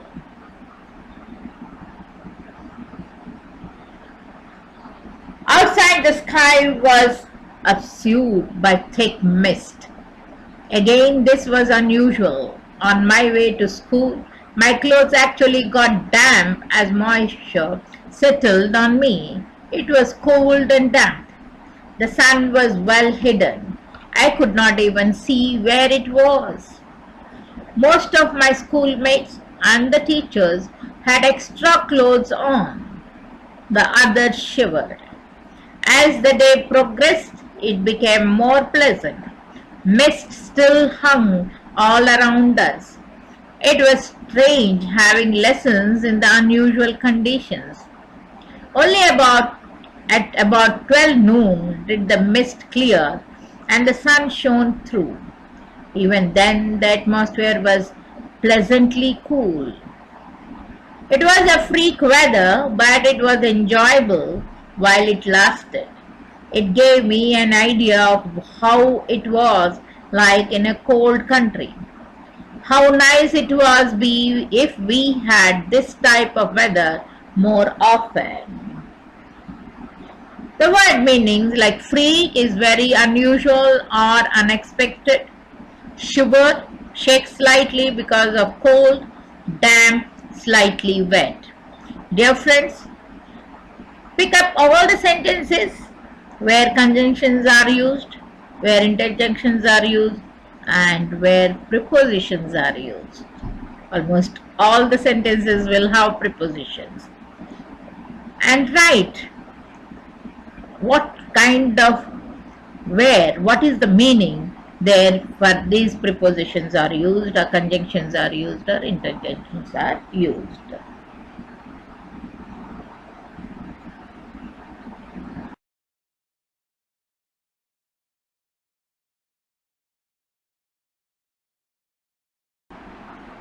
Welcome to Dr. Jaya's virtual school. LOIC Level 5 Language Skills. Academic Week 11 Language Skills. Reading. Ocean life. While reading, adjust reading strategies to different reading purposes, such as skimming for main ideas or studying in depth. This ocean life passage, listen and then read in depth. Understand about ocean life. Interesting fact facts about ocean life. There are many interesting facts about the oceans that cover most of our world. Here are some things that you may not know about these oceans and some of the animals that live, call the water their home.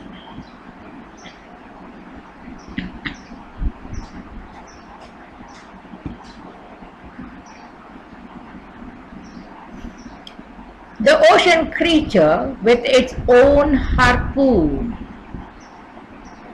The narwhal is a relative of the beluga whale and lives in the very cold waters of the Arctic. The males have an enormous tusk that can be as long as 3 meters. A really big ocean spider. The sea spider lives in the deepest cold waters of the ocean. This animal has no eyes, so it cannot see, and it eats insects.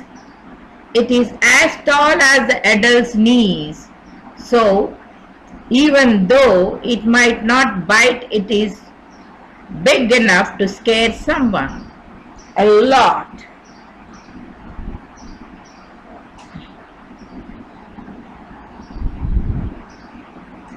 Tiger sharks.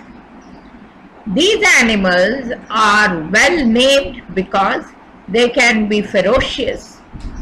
They'll eat anything that they find, from fish, seals, birds, smaller sharks, squid, turtles, sea snakes, dolphins, to aluminum cans, plastic, or porpoises. Real pearls.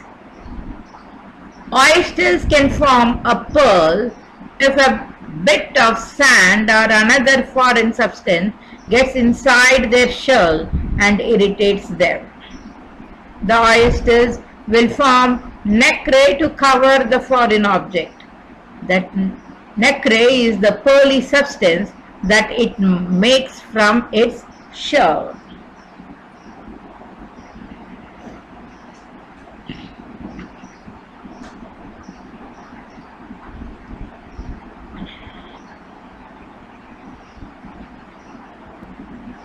Treasure, treasure, everywhere. There are many places in the oceans where ships capsized or sank, and many of these vessels had gold, jewels, and other treasures on board. Vigo Bay is near the Spanish coast, and this is the site where almost 24 Spanish galleons sank in 1702. The ships were carrying lots of treasure, and even today most of it has not been found. The spinning tempest. The northern coast of Norway is a site where a strong circular current occurs that is called the maelstrom. Even a big ship can be in trouble if it gets caught by this gigantic spinning whirlpool.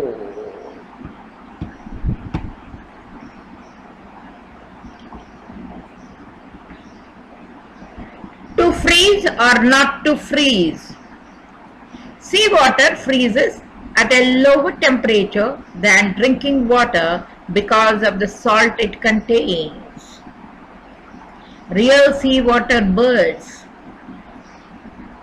The albatross drinks seawater and only comes on land when they lay eggs and rear their young.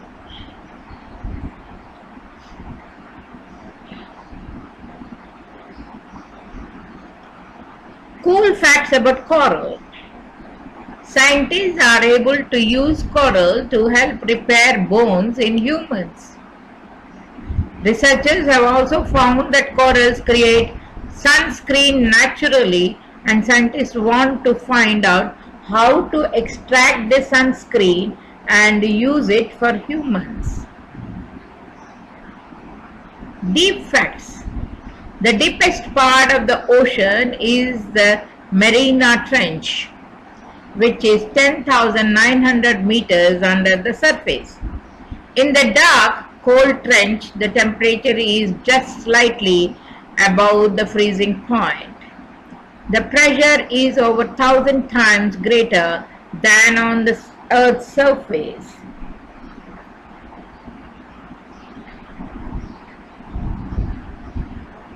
Fun facts. One giant iceberg from the Antarctic could supply enough water for millions of people for as long as 5 years. 90% of all icebergs are hidden underwater. The Mediterranean Sea is very salty, which helps people stay afloat better. Did you know that all of the ocean water contain gold? These waters contain very small amounts of dissolved gold. Some people have even tried to invent ways to remove the gold from the water.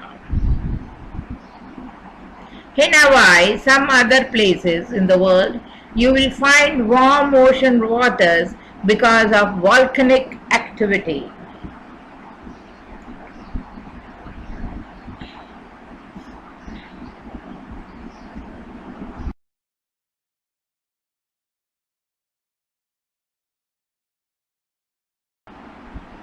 Speaking, go back to time. Ever since Einstein, physicists, have regarded the universe as four-dimensional, in addition to the three physical dimensions like length, width, and height, there exists time, which is treated mathematically as though it were equivalent to the other three. But there is one important difference. While humans can travel freely in any physical direction, up and down, left and right, back and forth, they can only forward in time, never backward. Still, there is nothing in the laws of physics that says time cannot run backward. Einstein's equations of motion work equally well mathematically when the direction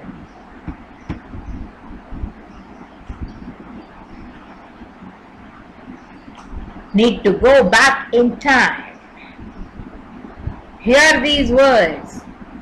Hear the rhyme. Heed the hope within mind. Send me back to where I will find what I wish in place and time. Read it again. Heed the hope within my mind.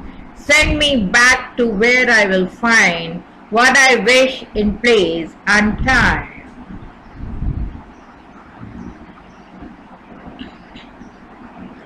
Time travel by using your mind, the wonders of time travel. I'm sure you have all wondered about time travel. Is it possible? Is it real? Do I need some elaborate time machine? Will I be able to come back once I leave? Can I go into the future or the past? Here, Einstein said, I will answer all these questions for you. Yes, it is possible and real. It is very similar to astral travel at different. No one will need some elaborate machine, but we will make one in our mind. You will be able to go into the past, present or future and come back when you are ready. I'll teach you my method, said one of the persons. What did he say? What is this method? This method will take you through time by means of the astral planes and visualization. You will not physically go there, you will only go there mentally or in spirit, similar to past life regression.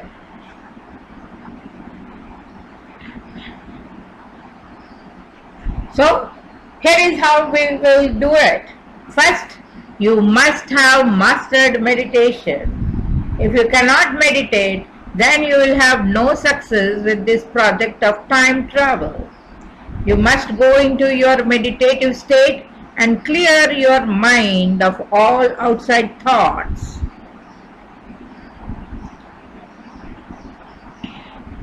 Now that you have all these things ready in your mind, it is time to get started.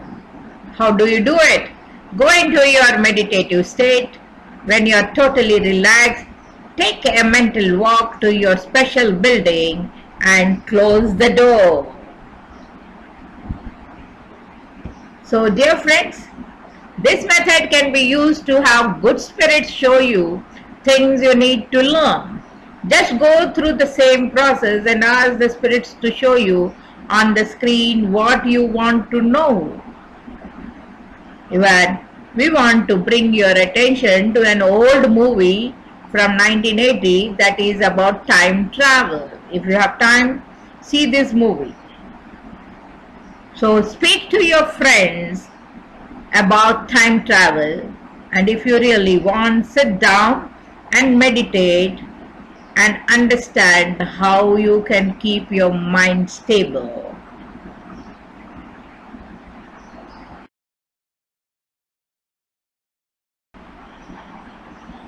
Grammar. Noun. What are count nouns? Look around the room or the classroom you are sitting in. The more stuff in the room, the better.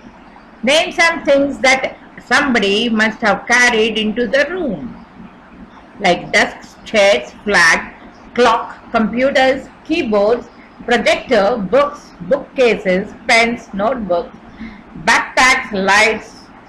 Well, you may even say that students worked under their own power. Now name some things that are part of the room itself, like floor, wall, ceiling, windows, door, chalkboard. You can imagine there being more than one of everything you have named so far, although you might have to have more than one room to have more than one floor or ceiling. These are all count noun, things that you can count. Usage. Count nouns can be pluralized when appropriate. We can use expressions such as many bottles, few bottles. These nouns, both singular and plural, can be preceded by the appropriate definite and indefinite articles the with both singular and plural, a or an with singular count nouns. Singular count nouns can be preceded by this and that, and by every, each, either, and neither. Plural count nouns can be preceded by these and those, and by some, any, enough, and the zero article. The phrase number is accompanied by count noun. Count nouns cannot be preceded by much. The phrase amount of is also a sure sign that you are not dealing with a count noun. What are mass or non-count nouns? Here is a list of mass nouns for you to consider. Can you count any of these things? Do we use the plural form for any of these words in common speech and writing? What do the things in the first column have in common? The second column and what are some of things in the same room that we cannot count? Wood, cloth, ice, plastic, wool, steel, aluminum, metal, glass, leather, porcelain, hair, dust, air, and oxygen. All these are mass nouns.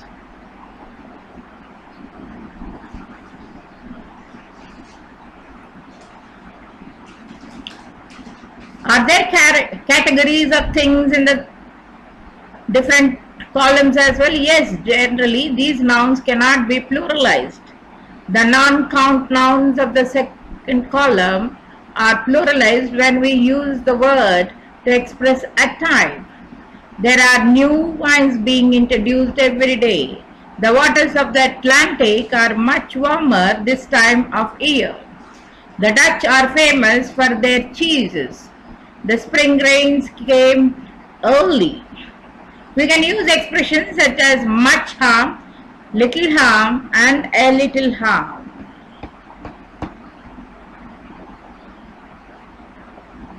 It is appropriate to precede these nouns with a definite or indefinite article, like the sunshine, an experience, a wine. But they frequently appear with zero article, like smoking is bad for you, poetry is beautiful, sugar is sweet, experience is the best teacher.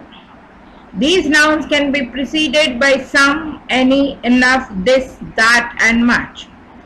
Because they are not countable, these nouns cannot be preceded by these, those, every, each, either, and, or, neither. What are abstract nouns? Here is a list of abstract nouns for you to think about. Can you touch or see any of these things in the physical sense? Can you count any of them? Can you create sentences in which some of these words can be used as plurals?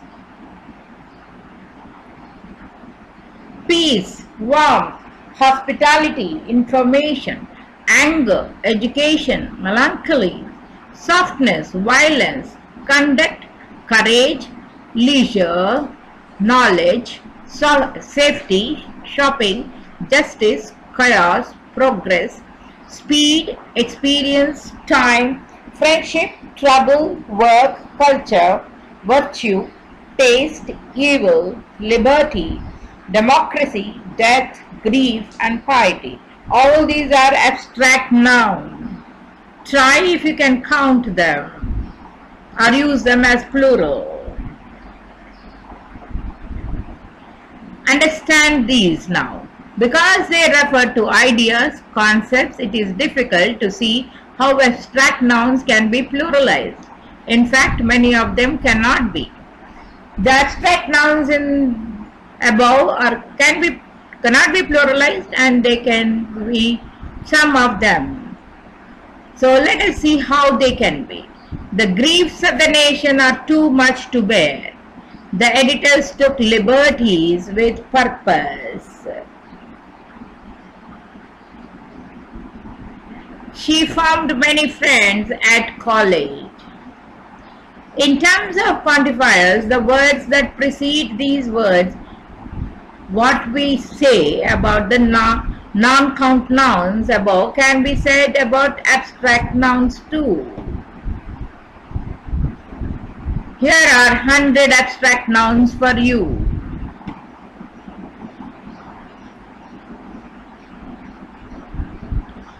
How can something be both a count noun and a mass noun?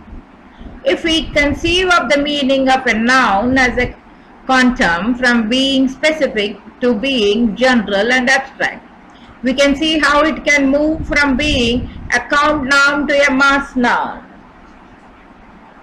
For example, I had many horrifying experiences as a pilot. I am referring to specific countable moments in my life as pilot. When I say this is position requires experience, I am using the word in an abstract way. It is not something you can count. It's more like an idea, a general thing that people need to have in order to apply for this job. So still understand, almost all mass nouns can become count nouns when they are used in a classificatory sense. They served some nice Brazilian wines. There were some real beauties in the rose garden. We had some serious difficulties in this project, but some things cannot be made countable or plural. We cannot have furnitures, informations, knowledges, softnesses, or chaoses. When in doubt, consult a good dictionary. Possessive nouns. Possessive nouns are used to indicate ownership. Possessive nouns usually are formed by adding an apostrophe and s. John's book, Carrie's car, Grandma's mirror. When a noun is plural and ends in s, just add an apostrophe. The kids' toys, my parents' houses, the teacher's lunch. If two people own one thing, and the apostrophe and yes to the second person only. John and Mary's new house, David and Sue's wedding, Tom and Dove's car. If two people own separate things, add the apostrophe and yes for each person. Susan's and Bert's book, Jean's and Dane's pant, Ben's and Jim's offices. So, count nouns versus non-count nouns, and for example, count nouns, as we discussed, can be counted as one or more, and uncount nouns cannot be counted.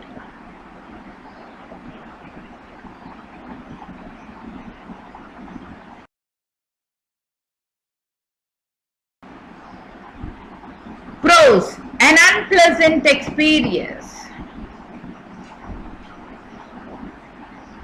The evening was very pleasant as we strolled to the Glutton Square, where we intended to have our dinner. The sun was setting and the air was cool. John, Eileen and I sat down at a table.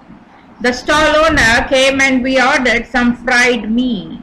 Soon the large plate of piping hot meat arrived, and we happily put some into our bowls and began eating. It was delicious. John, the talkative one, still managed to say an unintelligible word or two between gulps of food. Suddenly John winced as his teeth came against something unchewable. Cursing, he spat out the contents of his mouth onto the table. "What the heck?" he cursed again.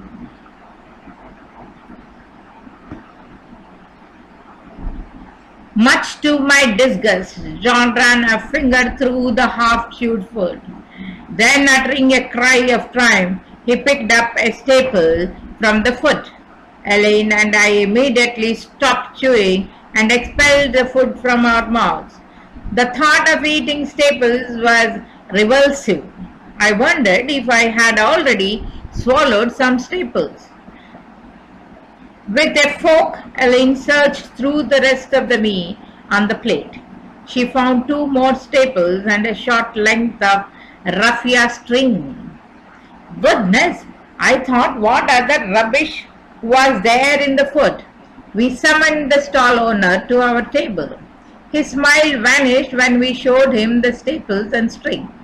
Then he apologized for the matter, said that we did not have to pay, and furthermore would make a fresh plate of meat for us, free of charge. We got up, showed him our sore faces and walked off. I, for one, seemed to have lost my appetite.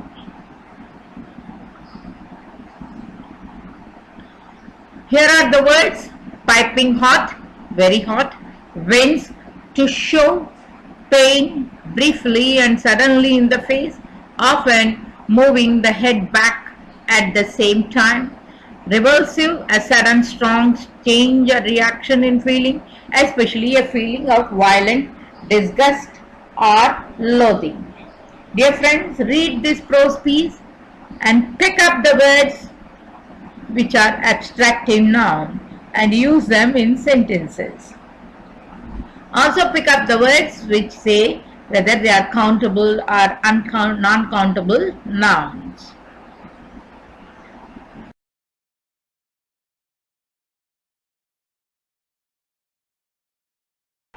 Welcome to Dr. Jaya's virtual school.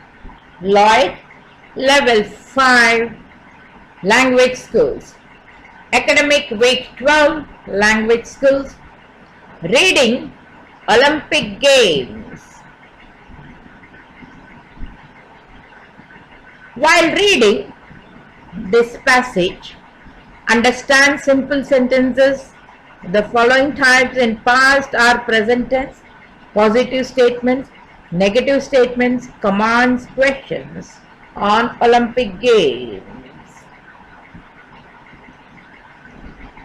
There are many myths surrounding the origin of the ancient Olympic Games. One was that they were primarily a part of a religious festival in honor of Zeus, the father of the Greek gods and goddesses. According to the legend, Zeus held sporting events in honor of his defeat of Cronus. Hercules, his eldest son, defeated his brothers in a running race and was crowned with a wreath of wild olive branches. It's not a gold medal, but it meant just as much. It was Hercules who first called the games Olympic and established the custom of holding them every 4 years. One popular story claims that after Hercules completed his 12 labors, he went on to build the Olympic Stadium and surrounding buildings as an honor to Zeus.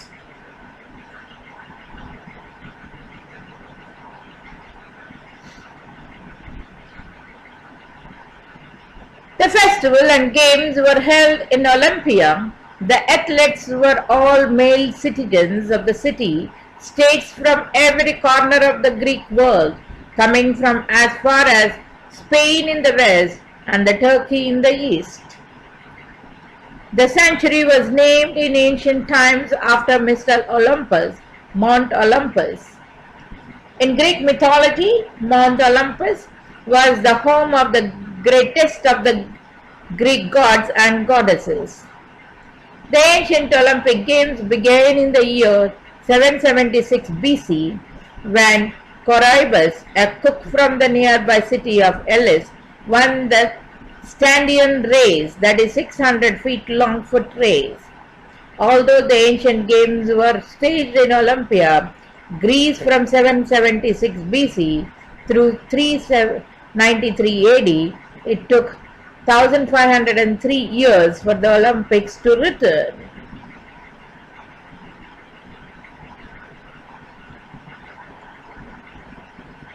The first modern Olympics were held in Athens, Greece in 1896. The man responsible for its rebirth was a Frenchman named Baron Pierre de Coubertin, who represented the idea in 1894. His original thought was to unveil the modern games in 1900 in his native Paris, but delegates from 34 countries were so fascinated with the concept that they convinced him to move the games up to 1896 and have Athens serve as the first host. There are loads of sporting events to take part in, as there is Summer Olympics and a Winter Olympics.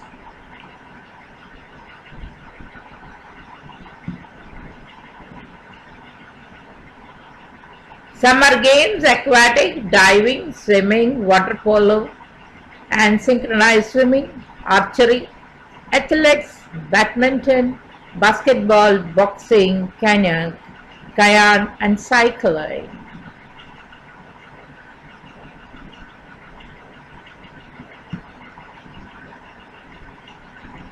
There are equestrian, horse jumping, horse eventing, horse dressage, fencing, football, gymnastics, handball, hockey and judo. Modern pentathlons: shooting, then fencing, then swimming, showing jumping and finally a 3000 meters run. Rowing, sailing, shooting, table tennis, taekwondo, martial arts, tennis, triathlon, swimming, cycling and running, volleyball, weightlifting and wrestling. Water sports: You have biathlon, sprint, pursuit, individual and relay ski, bobsleighs, curling, ice hockey, luge, a bit like bobsleigh, but you have no car to sit in, just you speeding down the icy track, skating and skiing.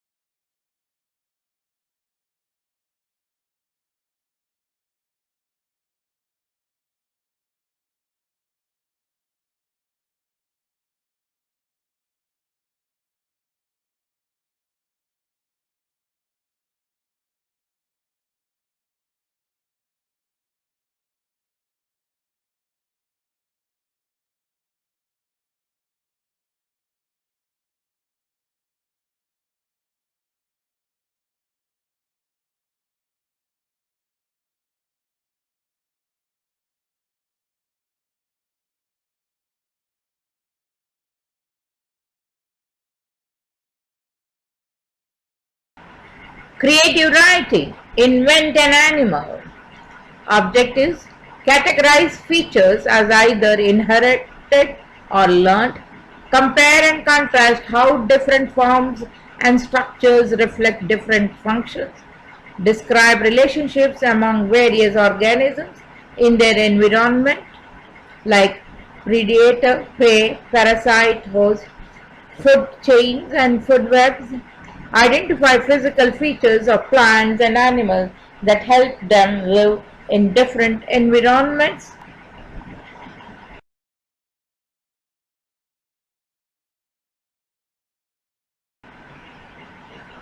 Identify and classify biotic and abiotic factors in an environment that affect population density, habitat, and placement of organisms in an energy pyramid.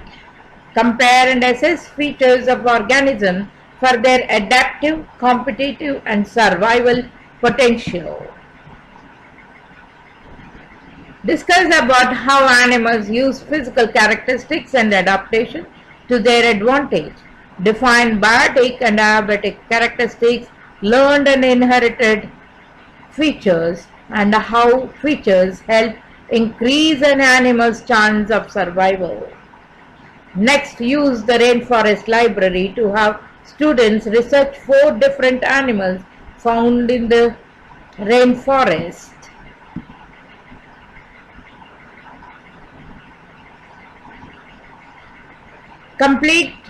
Create a new animal and use certain traits of animals found in the rainforest to create a new animal. The new animal must use the best physical characteristics of the researched animals to its advantage in speed, mobility, camouflage, food collection, and natural defenses. Also, brainstorm yourself about other animals and the new animal could create a symbiotic relationship with.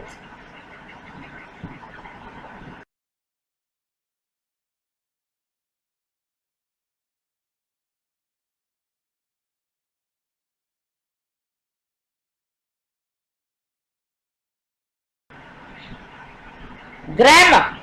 Pronoun. What is a pronoun? A pronoun is a word used instead of a or noun equivalent.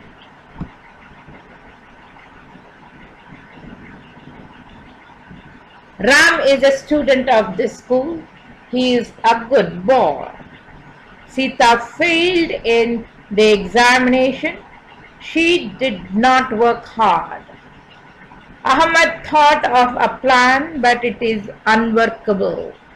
In the above sentences, he, she, and it are pronouns, and they stand for Ram, Sita, and plan.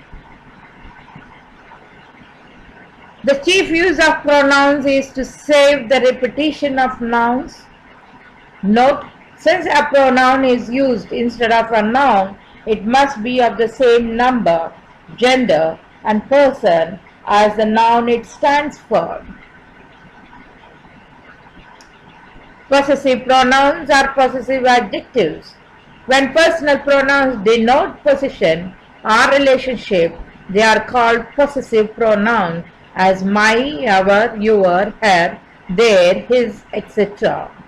They are also called possessive adjectives because they are used before nouns and do the work of adjectives, as this is my house, that is your pen, that is her book.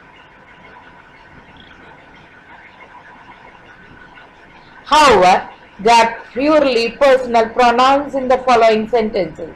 This house is mine. That pen is yours. That book is hers.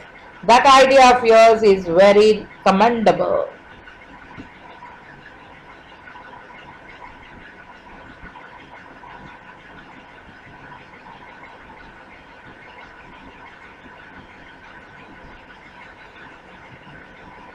The pronoun of the third person has three genders: masculine, he; feminine, she; neuter, it.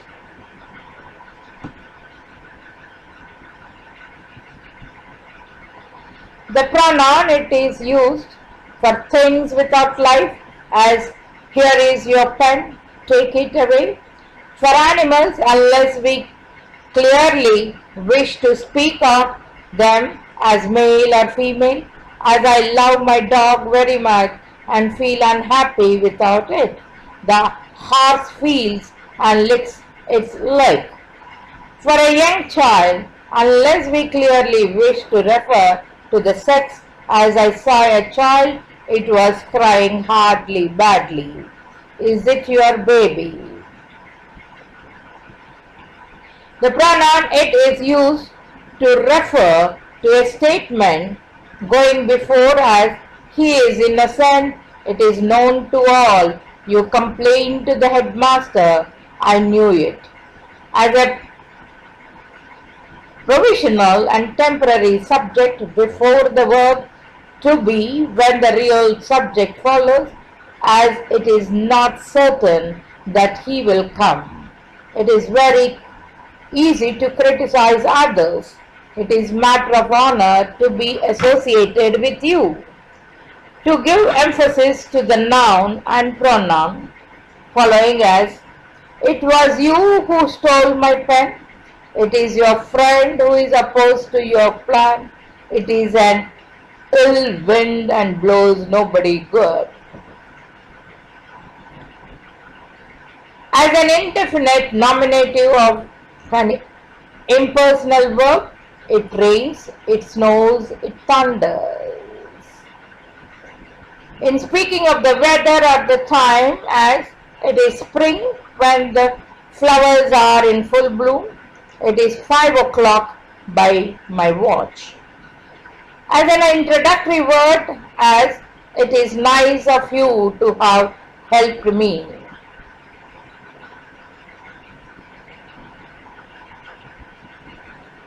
When a pronoun stands for a collective noun, it must be in the singular number and neuter gender if the collective noun is viewed as whole. As the army had to suffer many hardships on its long march. Every class has its separate room. The jury gave its verdict in a short time. If the collective noun conveys the idea of separate individuals comprising the whole, the pronouns for it must be of plural number, as the jury were divided into their opinions. When two or more singular nouns are joined by a pronoun for them in plural, as Rakesh and Mohan are not friends, they live in the same street. Both Ram and Shyam are partners. They carry on their business together.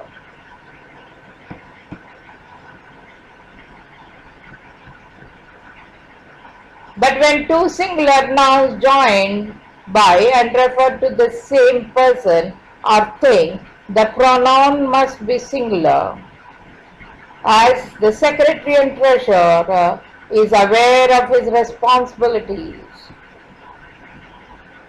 When two singular nouns joined by and are preceded by each or every, the pronoun must be singulars, as each boy and each man must do his duty. Every soldier and every sailor was present in his seat. When two or more singular nouns are joined by or neither nor, the pronoun generally is singular. Either Mohan or Sohan left his books in the classroom. Mary or Jenny should help her mother. Neither Krishna nor Muhammad has finished his work. When a plural noun and a singular noun are joined by or nor, the pronoun must be in the plural. Either Ram or his brothers have not done their duty to their parents. Neither the teacher nor the students reached their destination in time.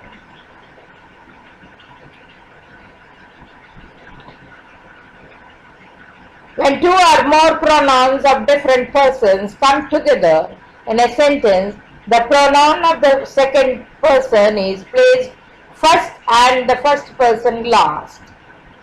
As you, he and I read in the same class, but when fault is admitted, the first person is used first, as I and you have to share this blame.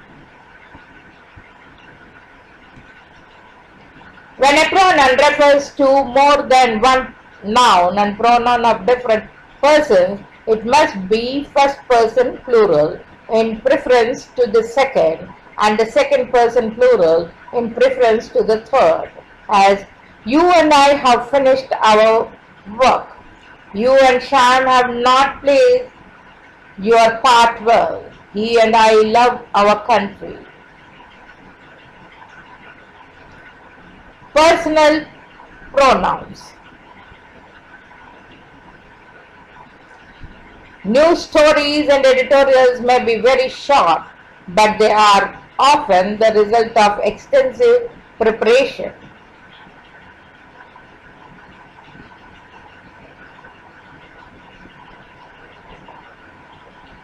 Dorothy followed him, a distinguished television commentator, explains what she has done each day for more than 30 years before appearing in front of the cameras with her comments and opinions. As you read, decide what work is done by the underlined word. There are no holidays for what are known as talent performers. I am at the studio on Christmas and all the other holidays as usual. Doing 3 shows a day takes time. My day at the studio starts at 9:30 and does not end until 6:30. There may be some newscasters who come in just to read their scripts, which have been written by someone else, but not in my case.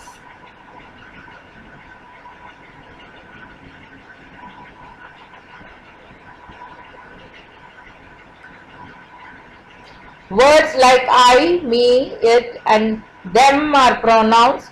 Without pronouns, a pronoun would have to be repeated each time it is referred to.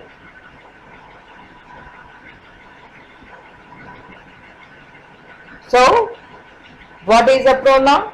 A pronoun is a word that is used to substitute for a noun or noun phrase. So, personal pronouns.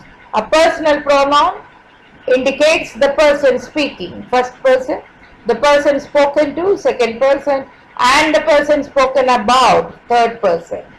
Depending upon whether they function in sentences as subjects or as objects or as possessive pronouns, the personal pronouns occur in the nominative, objective, and possessive cases. By their form, they indicate number, singular or plural.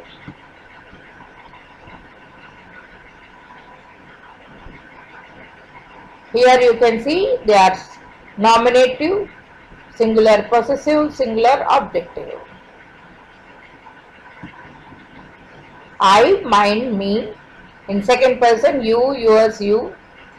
Third person, masculine, he, his, him.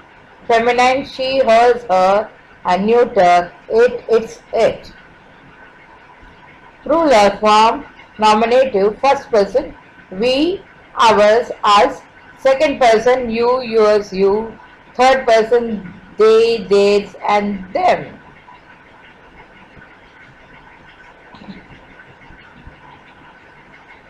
When a personal pronoun functions as a subject, it takes the form of the nominative case.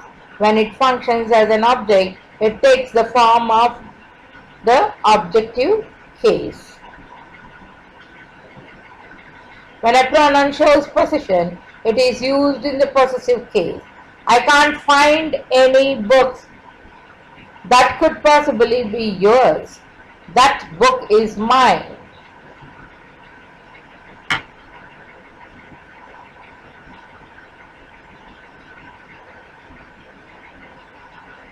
How we use pronouns? Pronouns perform the same function as the nouns they replace. Some special uses have already been spoken.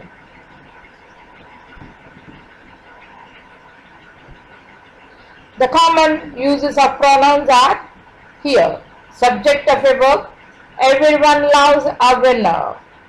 Predicate pronoun, that is she, the one on the left.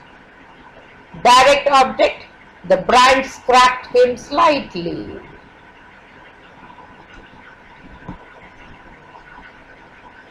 Common uses of pronouns.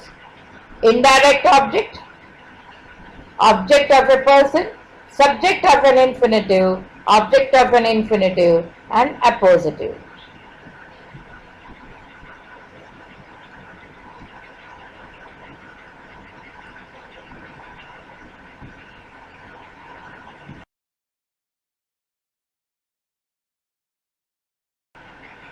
Pros.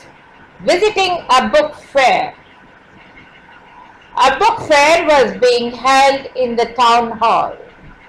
So, one morning our teacher said that we were going to visit it. We cheered loudly, for it meant that there would be no lessons for the day. We lined up outside the classroom. Then we marched in pairs out of the school, up the pedestrian bridge, down the other side of the road and into the town hall, just as a few hundred meters from our school. At the town hall we were told to behave ourselves. If we wanted to buy any book, we were to take it to our teacher. Then we gleefully buried ourselves among the vast number of books on display there. There were so many books there, it was impossible to look at all of them. So I spent my time browsing mainly among the books on the wildlife and nature, my favorite. As much as the books were wonderful, the price was discouraging. I could not afford to buy any of them. I would have to ask my mother to buy one for me later on. Time flew. 2 hours seemed like 2 minutes. Soon our teacher told us to assemble at the front door. There she helped those buying books pay at the counter at a special discount.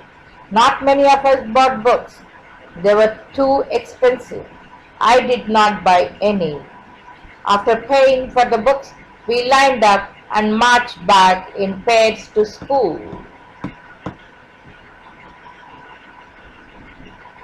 Here are the meanings: gleefully, happily, time flies, time passes quickly, assemble to come together in a single place.